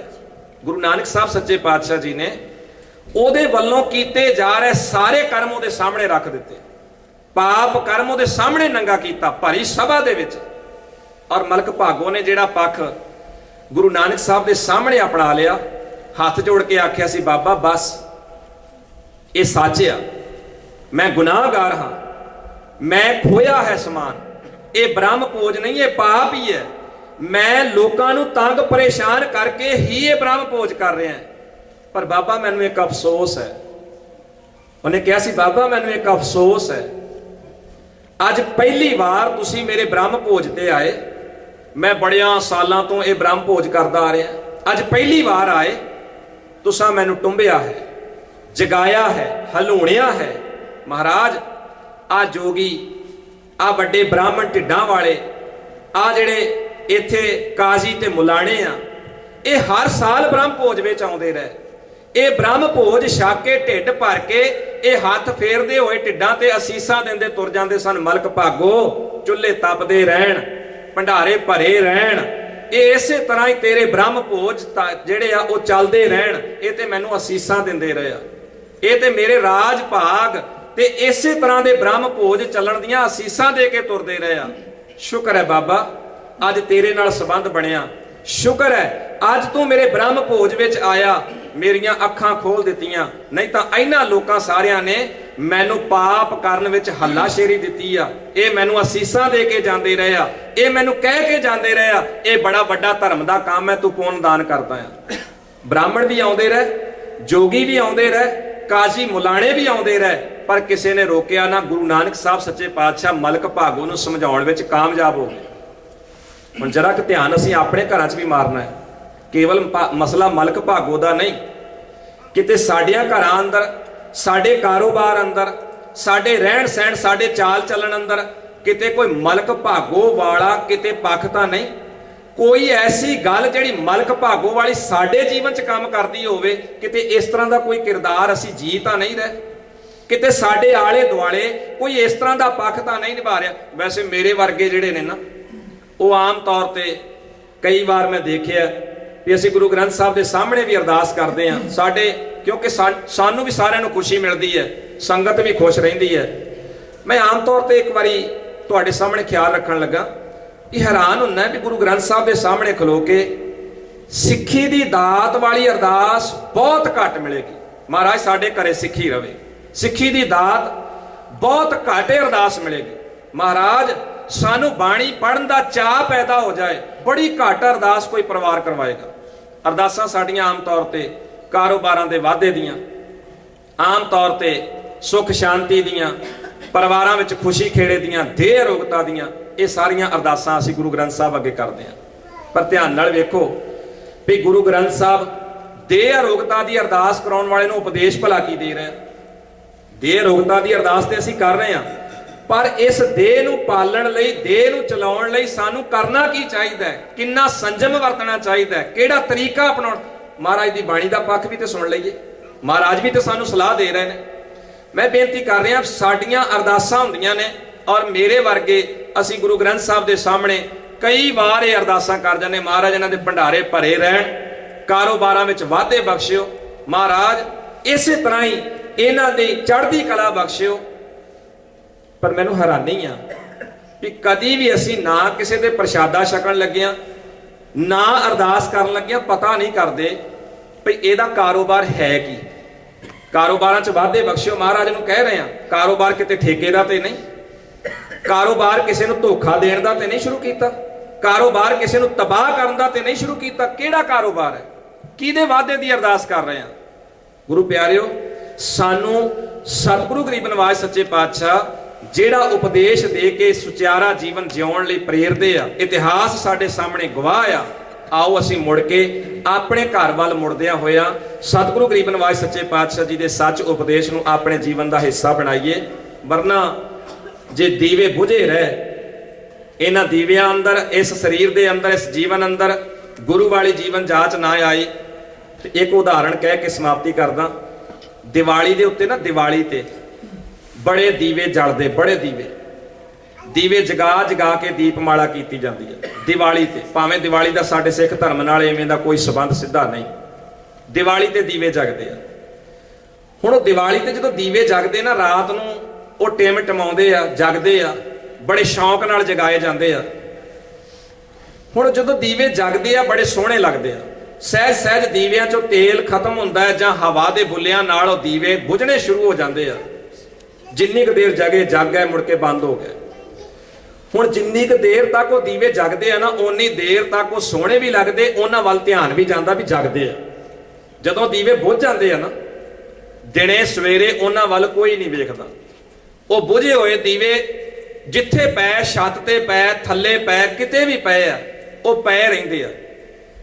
ਪੰਜਾਬ ਦੀ ਧਰਤੀ ਤੇ ਜਾ ਕੇ ਦੇਖੋ, ਦੀਵੇ ਰਾਤ ਨੂੰ ਬੜੇ ਸ਼ੌਕ ਨਾਲ ਜਗਾਏ, ਥੋੜੀ ਦੇਰ ਉਹ ਜਗੇ, ਉਹਨਾਂ ਨੇ ਚਾਨਣ ਦਿੱਤਾ, ਰੋਸ਼ਨੀ ਕੀਤੀ, ਆਖਰ ਬੁਝ ਗਏ। ਉਹ ਬੁਝੇ ਹੋਏ ਦੀਵੇ ਸਵੇਰ ਵੇਲੇ ਤੁਹਾਨੂੰ ਬਹੁਤਿਆਂ ਥਾਵਾਂ ਤੇ ਦਿਖਾਈ ਦੇਣਗੇ। ਬੁਝੇ ਹੋਏ ਦੀਵੇ ਕੇਵਲ ਕਾਵਾਂ ਦੀਆਂ ਚੁੰਝਾਂ ਜੋਗੇ ਰਹਿ ਜਾਂਦੇ ਆ, ਕਾਵਾਂ ਦੀਆਂ ਚੁੰਝਾਂ ਜੋਗੇ। ਉਹਨਾਂ ਬੁਝੇ ਹੋਏ ਦੀਵਿਆਂ ਨੂੰ, ਉਹਨਾਂ ਖਾਲੀ ਪਏ ਦੀਵਿਆਂ ਨੂੰ ਕਾਂ ਚੁੰਝਾਂ ਮਾਰਦੇ ਆ। ਕਿਤੇ ਵੱਤੀ ਚੁੱਕ ਕੇ ਪਾਸੇ ਸੁੱਟ ਦਿੱਤੀ, ਕਿਤੇ ਕਾਵਾਂ ਨੇ ਦੀਵਾ ਚੁੱਕਿਆ ਇਸ ਬਨੇਰੇ ਤੋਂ ਦੂਜੇ ਤੇ ਰੱਖ ਦਿੱਤਾ, ਕਿਤੇ ਬਨੇਰੇ ਤੋਂ ਚੁੱਕਿਆ ਥੱਲੇ ਸੁੱਟ ਦਿੱਤਾ। ਖਾਲੀ ਬੁਝੇ ਹੋਏ ਦੀਵੇ ਕੇਵਲ ਕਾਵਾਂ ਦੀਆਂ ਚੁੰਝਾਂ ਜੋਗੇ ਰਹਿ ਜਾਂਦੇ ਆ। ਖਿਮਾ ਕਰਿਓ, ਜਿਸ ਜੀਵਨ ਵਿੱਚ ਗੁਰੂ ਕਾ ਉਪਦੇਸ਼ ਨਹੀਂ, ਜਿੱਥੇ ਗੁਰੂ ਕੀ ਮੱਤ ਨਹੀਂ ਵਸੀ, ਉਹ ਬੁਝੇ ਹੋਏ ਦੀਵਿਆਂ ਦੇ ਵਾਂਗ ਕੇਵਲ ਕਾਵਾਂ ਦੀਆਂ ਚੁੰਝਾਂ ਜੋਗੇ ਹੀ ਰਹਿ ਜਾਂਦੇ। ਕਿਤੇ ਵਿਕਾਰ ਚੁੰਝਾਂ ਮਾਰਦੇ ਨੇ, ਕਿਤੇ ਆ ਡੇਰੇਦਾਰ ਚੁੰਝਾਂ ਮਾਰਦੇ ਨੇ, ਕਿਤੇ ਉਹ ਕਿਤੇ ਚੁੰਝ ਨਾ ਚੋਕੇ ਰੱਖਦੇ ਨੇ, ਕਿਤੇ ਉਹ ਕਿਤੇ ਚੁੰਝ ਨਾ ਚੋਕੇ ਰੱਖਦੇ ਨੇ। ਟੁੱਟਿਆਂ ਹੋਇਆਂ ਪੱਤਿਆਂ ਵਰਗਾ ਜੀਵਨ ਬਤੀਤ ਕਰ ਰਹੇ ਆ। ਉੜਦੇ ਨਾ ਫਿਰੀਏ, ਰੁੜਦੇ ਨਾ ਫਿਰੀਏ। ਉਹਨਾਂ ਦੀਵਿਆਂ, ਖਾਲੀ ਪਏ ਦੀਵਿਆਂ ਵਾਂਗ ਕਾਵਾਂ ਦੀਆਂ ਚੁੰਝਾਂ ਜੋਗੇ ਨਾ ਰਹਿ ਜਾਈਏ। ਸਤਿਗੁਰੂ ਦੀ ਬਾਣੀ ਸਾਨੂੰ ਪ੍ਰੇਰਨਾ ਕਰ ਰਹੀ, ਭਲਿਓ ਜੇ ਆਏ ਹੋ ਤੇ ਇਹਦੇ ਅੰਦਰ ਗੁਰਮਤ ਦਾ ਪੱਖ ਤੁਹਾਡਾ ਉਜਾਗਰ ਹੋਣਾ ਚਾਹੀਦਾ ਹੈ। ਇਸ ਜੀਵਨ ਦੇ ਵਿੱਚੋਂ ਗੁਰਮਤ ਉਭਰਨੀ ਚਾਹੀਦੀ ਹੈ। ਔਰ ਮਹਾਰਾਜ ਬੜਾ ਪਿਆਰਾ ਉਪਦੇਸ਼ ਸ੍ਰੀ ਰਾਗ ਵਿੱਚ ਬਖਸ਼ਿਸ਼ ਕਰਦੇ ਆ, ਆਖਦੇ ਪੋਥੀ ਪੁਰਾਣ ਕਮਾਈਏ, ਪੜ੍ਹਾਈਏ ਨਹੀਂ ਲਿਖਿਆ, ਕਮਾਈਏ। ਪੋਥੀ ਪ੍ਰਾਣ ਕਮਾਈਏ, ਭਉ ਵਟੀ ਇਤ ਤਨ ਪਾਈਐ, ਸੱਚ ਬੂਝਣ ਆਣ ਜਲਾਈਐ। ਇਹ ਤੇਲ ਦੀਵਾ ਇਉਂ ਜਲੈ, ਕਰ ਚਾਨਣ ਸਾਹਿਬ ਤਉ ਮਿਲੈ। ਪਹਿਲਾਂ ਕਮਾਉਣ ਦੀ ਬਾਤ ਹੈ, ਭਉ ਦੀ ਵੱਟੀ ਇਸ ਦੀਵੇ 'ਚ ਪਾਉਣ ਦੀ ਬਾਤ ਹੈ, ਸੱਚ ਨੂੰ ਬੁੱਝਣ ਦੀ ਬਾਤ ਹੈ। ਮਹਾਰਾਜ ਕਹਿੰਦੇ ਜੇ ਇਹ ਦੀਵਾ ਐਵੇਂ ਜਗ ਪਿਆ, ਕਮਾਓ, ਭਉ ਦੀ ਵੱਟੀ ਪਾਓ, ਸੱਚ ਨੂੰ ਬੁੱਝੋ। ਜੇ ਇਹ ਦੀਵਾ ਐਵੇਂ ਬਲ ਪਿਆ, ਜਗ ਪਿਆ, ਤਾਂ ਇਹਦੇ ਨਾਲ ਸਾਹਿਬ ਦੇ ਨਾਲ ਸੰਬੰਧ ਬਣਨਾ ਬੜਾ ਜ਼ਰੂਰੀ ਹੈ, ਬਣ ਜਾਂਦਾ ਹੈ। ਸੱਚ ਬੂਝਣ आण जलाइए ए तेल दीवा इउं जलै कर चानण साहिब तो मिले। दीवा बले अंधेरा जाए, वेद पाठ मत पापा खाए, उगवै सूर ना जापै चंद। जदों सूरज चढ़दा चंद्रमा ते तारे दिखाई नहीं देंदे।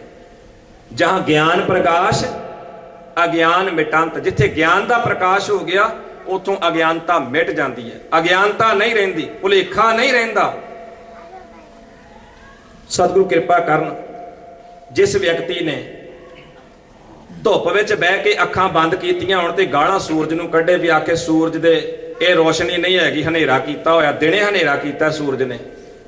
कसूर सूरज दा नहीं, कसूर ओहदा जिहड़ा अखां बंद करके धुप्पे बैठा है। जिहड़ा अखां बंद करके सड़क ते तुरन दा यतन कर रहा, कसूर ओहदा आ। कसूर अखां दा नहीं, कसूर सड़क दा नहीं, बंद करन वाले दा कसूर है। अज असीं गुरु ग्रंथ साहिब दी चानण रोशनी ज्ञान दे उपदेश दे सामने बहिने आ। कसूर उपदेश दा नहीं, कसर बाणी विच नहीं, कसर साडे विच है। जो असीं बाणी दी रोशनी विच रहिंदियां होइआं भी अज्ञानता नूं ही टक्करां मार रहे हैं, अज्ञानता की पूजा कर रहे हैं। सतगुरु कृपा करन, रहमत करन, सानू गुरबाणी का उपदेश जीवन में कमाउणा आ जाए। भुल्लां चुक्कां दी खिमा जी। प्रबंधक वीरां दा, सारी संगत का तह दिलों धन्नवाद करदा जो असीं सारे रल मिल के सतगुरु गरीब नवाज सच्चे पातशाह जी के उपदेश का लाहा प्राप्त करने का यतन किया है। सारिਆਂ ਦਾ बहुत बहुत धन्नवाद। भाई साहब जी का धन्नवाद। विचार करदे होइयां बेअंत प्रकार दीयां भुल्लां दी खिमा करते हुए अखीर फतेह बुलाओ प्यार सहित आखो जी वाहिगुरु जी का खालसा वाहिगुरु जी की फतेह।